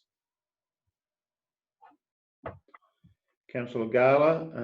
Councillor Reynolds, are you still happy to second the motion? Yes, I've got a nod. Thank you. I'll take that as a yes. Councillor Gala, would you like to speak for the motion? Sorry. Yep, fire away. Look, it's probably. Look, there's not really many things I can say except for that it just seems to be the sensible thing, really. There's you know, I've read it all. It just seems right. Thank you. No worries. I guess we'll take Councillor Jackson now because you were wanted to speak against the motion. Just wait a second. We'll have you're right to go, Councillor. Thank you. Yeah, I just feel we had a meeting similar to this where we had to make a decision on, you know, whether we give someone a fee reduction based on a subdivision. You know, given that, you know, that last estimates, you know, this thing's upwards of 47 million. You know, we're talking another, you know, potential 15 to 17K within that. I think, you know, the current assessment fee, given the work that's potentially involved, is probably the right amount. And I don't think we should be digging a rod for our own backs by, you know, saying to the subdivision, you pay full price, and then saying to state government, you don't pay at all. And given particularly that they've got a parcel of land off council for $1, and now we're going to be paying around $1.2 million to put in a drain, you know, I just feel that, you know, 33,000 is not a great deal of money given the project size, and that cost is going upwards rapidly. All right, thank you. Any other comments from councillors?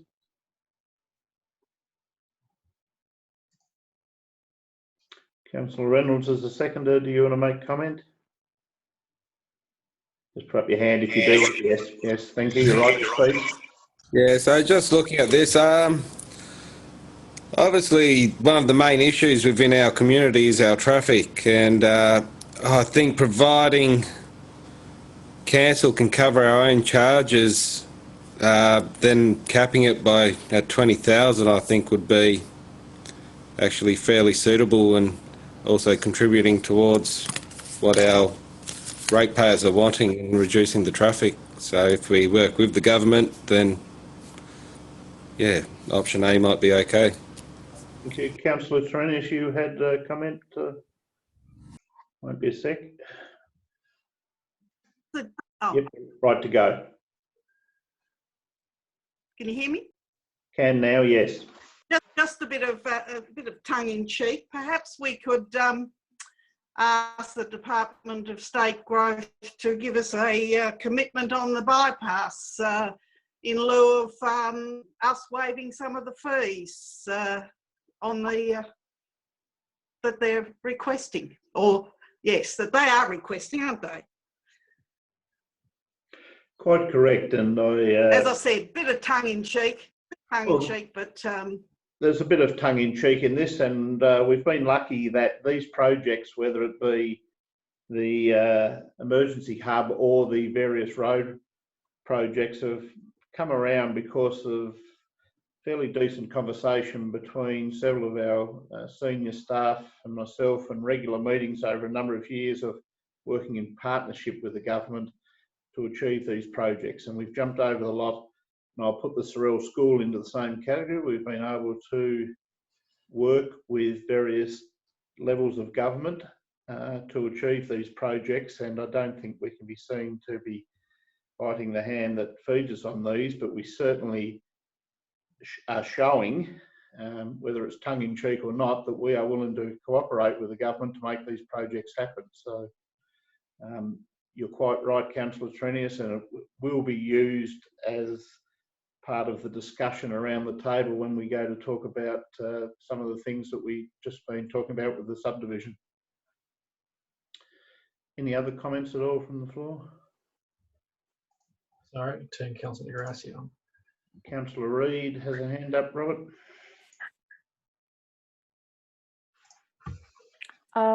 Thank you. I'd just like to some clarification on the point that Councillor Jackson's made in terms of that previous motion that we voted down. Was it a private developer in a similar situation?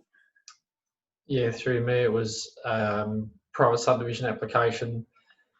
So I guess the fundamental difference that John and Russell and I've taken with this one is that it's a government proposal. It's a proposal that we've been advocating for years, and there's a bit more of a public benefit test that that this satisfies compared to a private subdivision. Okay, thank you. Thank you. Councillor Jackson, you have a question? It's more of a statement, if I may, Mayor. I'm sorry, you've had one opportunity at that already. Your second opportunity is a question. Is there any other councillor that would like to make comment? Did I miss anything then, sorry? No, would you mute yourself, did you? No, in terms of people putting hands up. No, not yet. No, there's nobody else at the moment. So, sorry, who was the mover of that motion in the end? Councillor Gala? Yep. Do you wish to summarise it all, councillor? Okay. You're on, speaker. Yep. No, that's okay. Thank you. With that, sorry, Councillor de Grassi, we need to check with first.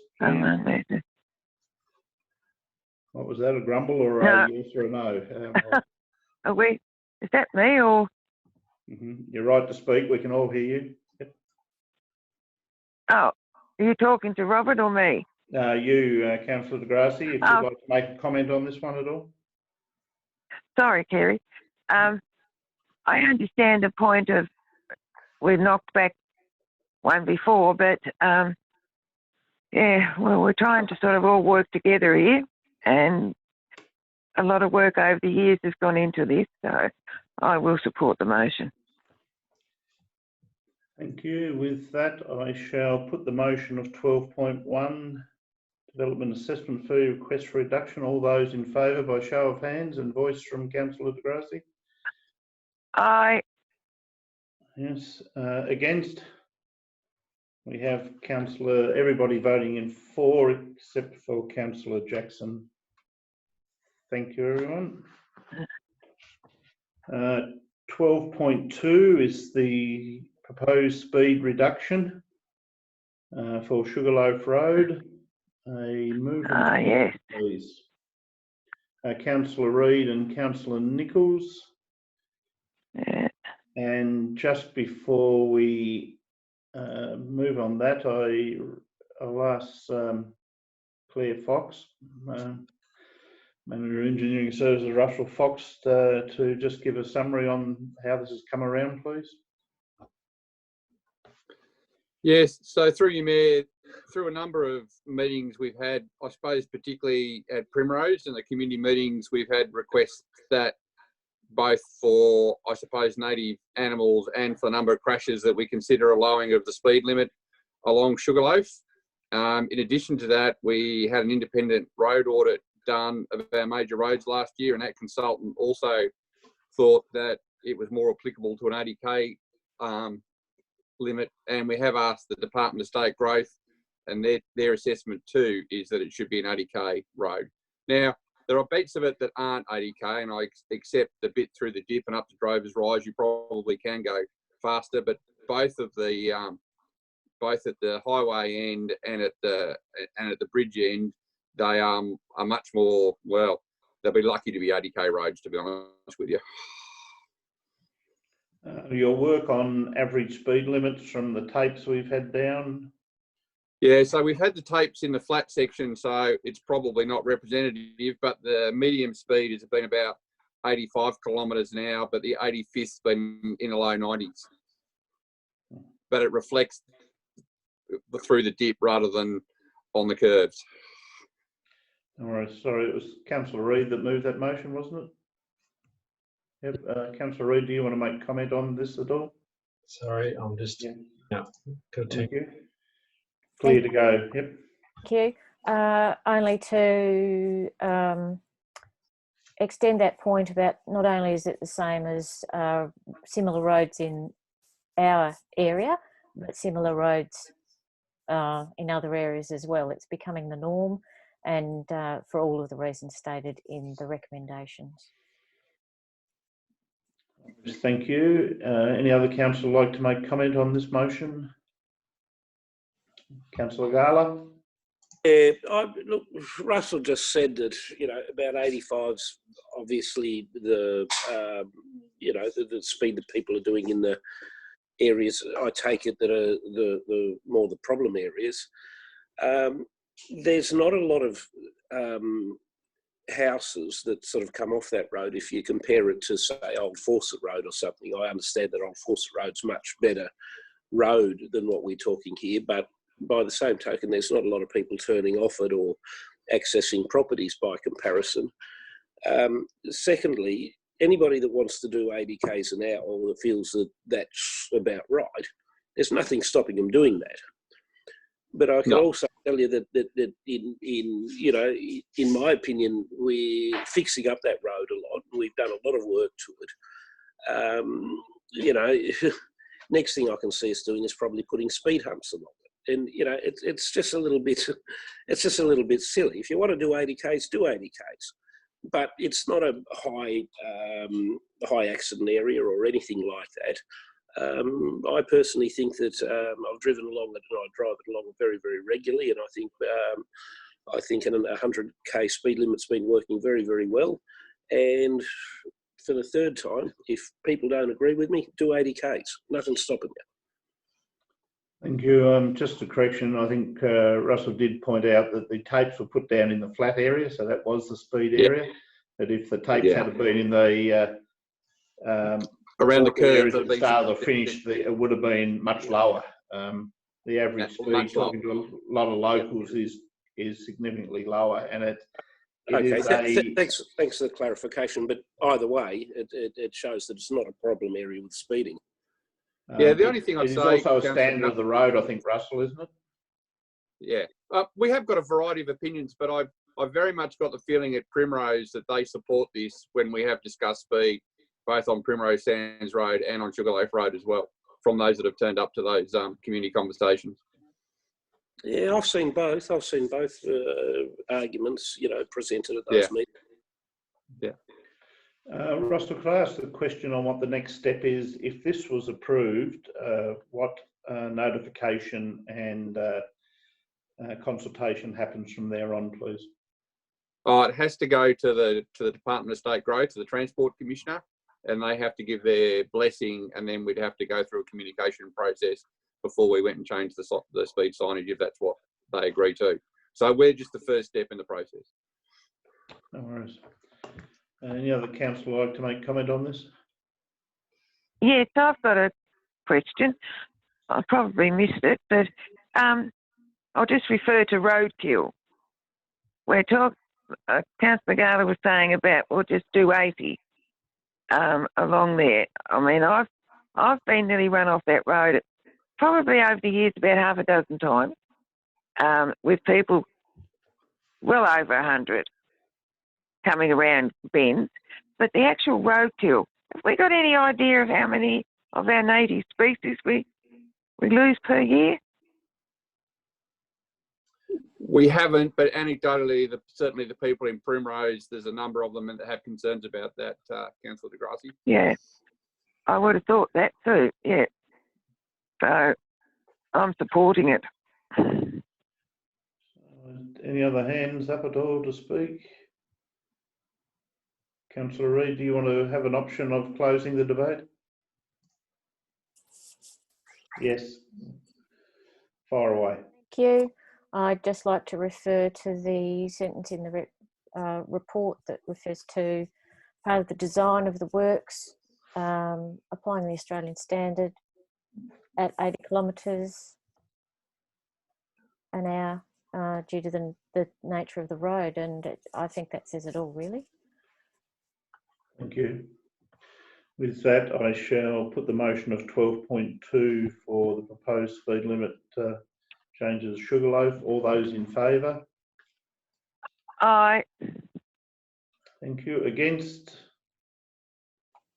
And sorry, Carmel, you haven't moved. We might have to just unmute Councillor Terenius just to check. Yeah, can't you see me? It freezes. The internet freezes. So Oh. yeah, and yeah, sorry. Can't you like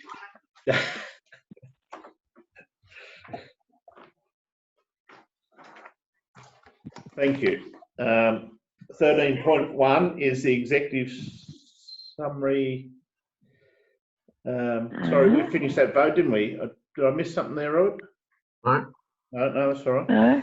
13.1 executive financial performance, March 2020 year to date. Can I have a mover and seconder? Thank you.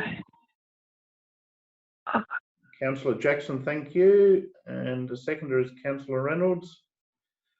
And if we'd like to unmute Councillor Jackson to talk to this. All right, Jeffrey. Nothing to add. I've just got a few questions in relation to some things there, but nothing. No, I'll jump into them now if you'd like. Yeah. So I'm just wondering if it's a bit of a typo, but I noticed from what was approved for February to March,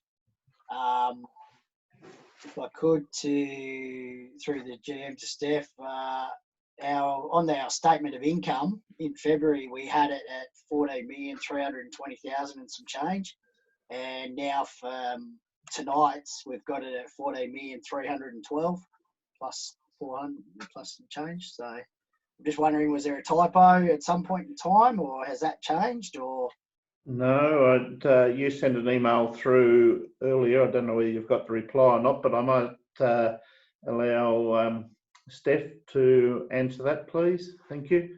Yes, I can answer that. That isn't a typo, but I understand why you would be asking the question, because it does appear unusual that rates income would be reducing in budget. The reason for the reduction is because of a rates remission. At mid-year budget review, we reviewed the rates remissions, and there was one rates remission that we were expecting an application for relating to a chicken shed, which we hadn't received. So we were expecting that application to still come in, and we budgeted for it to come in and be remitted in March. That application was actually submitted in February and was remitted in February. So that's why the rates revenue income has reduced. But I agree, it does look unusual. So thank you for the question. That's right. Jackson, another question you had? Yeah, there's a few around the financials. Our grants received only moved by $627. It just seems like a very small amount when we're dealing in hundreds of thousands around that amount. Yeah, that is a very small amount, but it relates to a state government payment from the Department of Health and Human Services for school-based immunisation that occurred in October 2019. So those payments that we receive from the state government are often very small, and the environmental health officer submits the vaccination information to the government, and then they work out the reimbursement for council, and it normally falls under $1,000. So that's what that small amount relates to. Cool. And two more, if I may.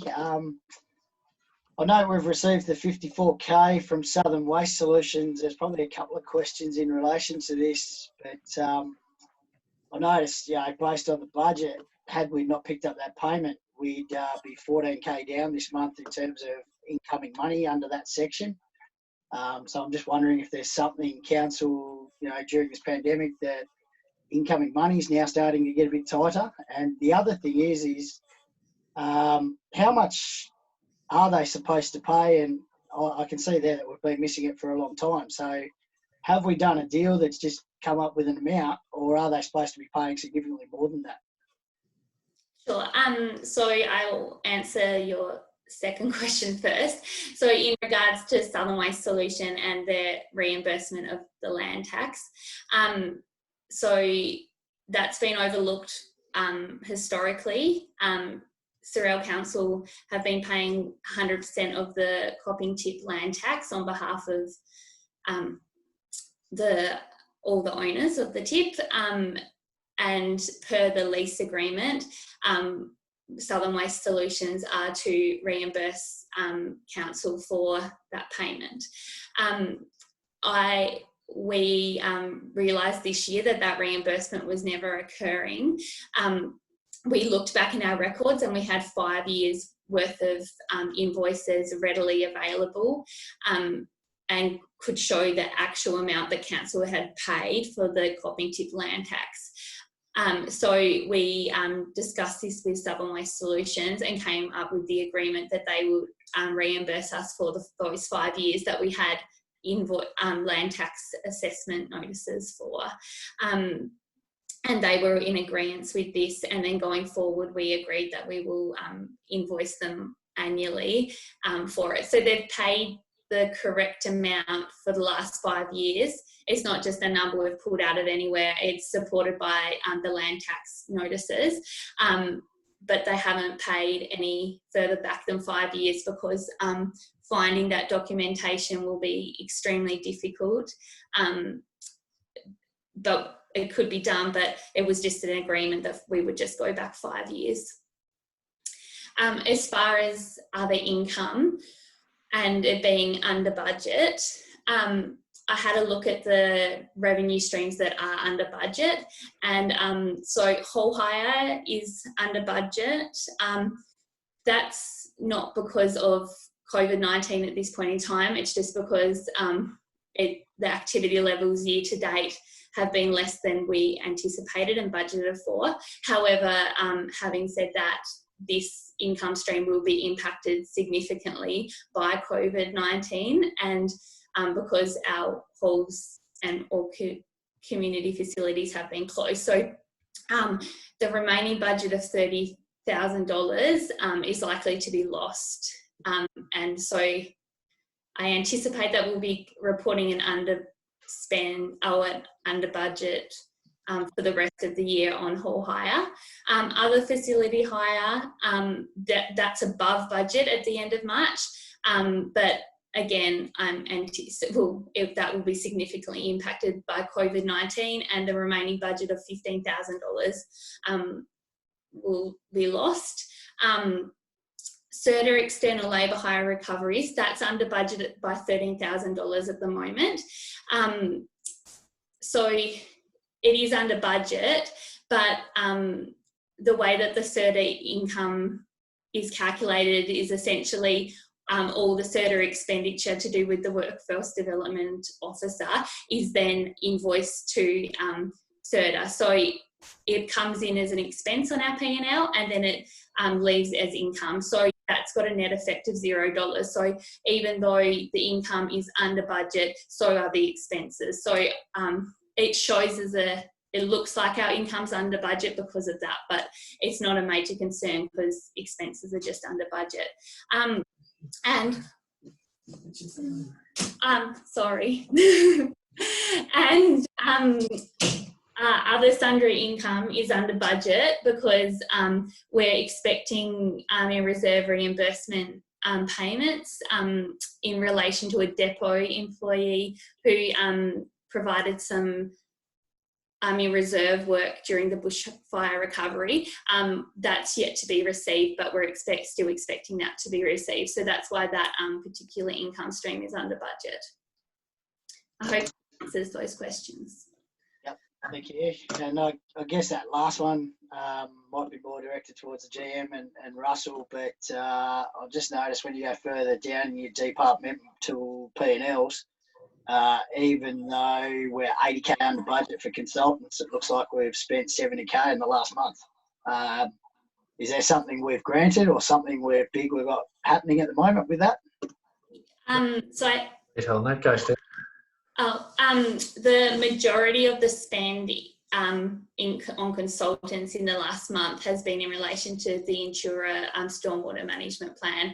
So we spent $73,000 on that in the last month, and then the other amounts spent in March were less significant, around HR support and town planning consulting. But the major spend in the last month has been the stormwater management plan.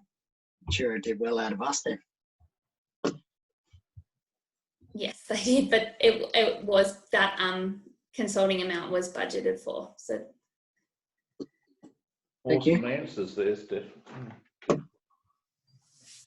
Any other questions on the financial report? I must say, Steph, it's good to see that our focus on the land tax is starting to pay dividends of a few things we've been searching for.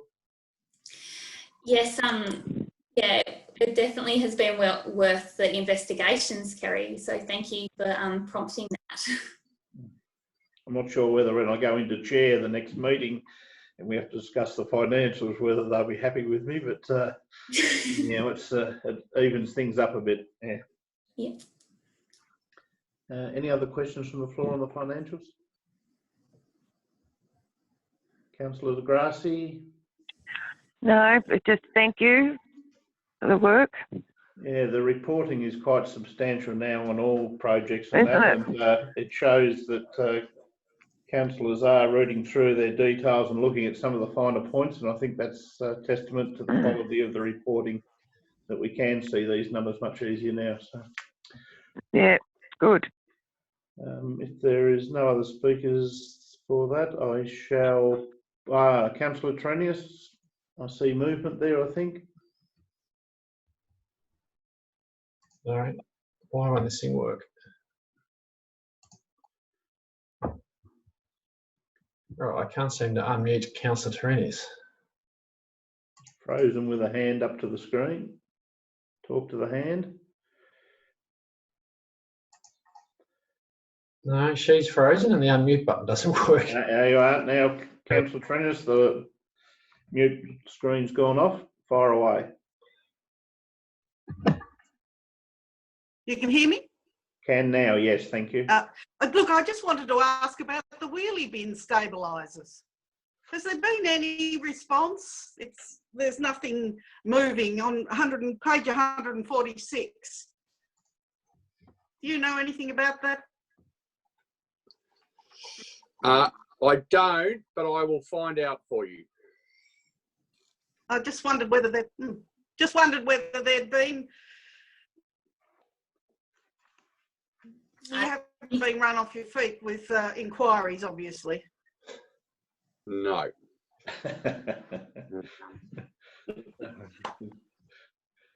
Thank you. Thank you. If there is no other comments, I shall put the motion for acceptance of 13.1 executive summary. All those in favour by show of hands, and Councillor De Grassi by voice. All those in favour? Aye. Passed unanimously. Thank you. Now we have just to note that we have not received any questions from the public at this stage that needs answering, and that we will now close this session of our meeting. Just quickly, so we through the notification of the online council meeting, obviously sought any submissions by an appropriate close into the agenda, but then this afternoon we had those sort of requests from the ASU to table some questions on notice or without notice, but we'll certainly receive them into the agenda, but they'll be taken on, my views, they'll be taken on notice and we'll do a response accordingly at the right time. Thank you. So we log out of this meeting now, is that right, GM? And we'll have a quick 5-minute break for everybody to stretch their legs and come back for the next part of the meeting. There's a Councillor Williams has got a Everybody's flapping the hand all of a sudden. Yes, Councillor De Williams. Hang on. Why can't I find you, Councillor Williams? There you are. Okay, I'm just going to request that the next meeting can I be on visual audio only, please, because I need to hold my daughter. She's just beyond crazy right now. Okay. No, I don't want that. Oh, that's all right. It's closed, isn't it? Oh, okay, public don't have to see it. That's all I was concerned about. Thank you. Any other comments before we close out of this and come back in 5 minutes, please? Give everybody a chance to stand and stretch. Councillor Reid. Just to the public session, once it's is potential to get more input from the public if we handle it that way more than having to come in council chambers. So I'd like us to see that as an opportunity that we can take up. Thank you. Okay, we will leave this meeting and come back in 5 minutes. Thank you. Thanks.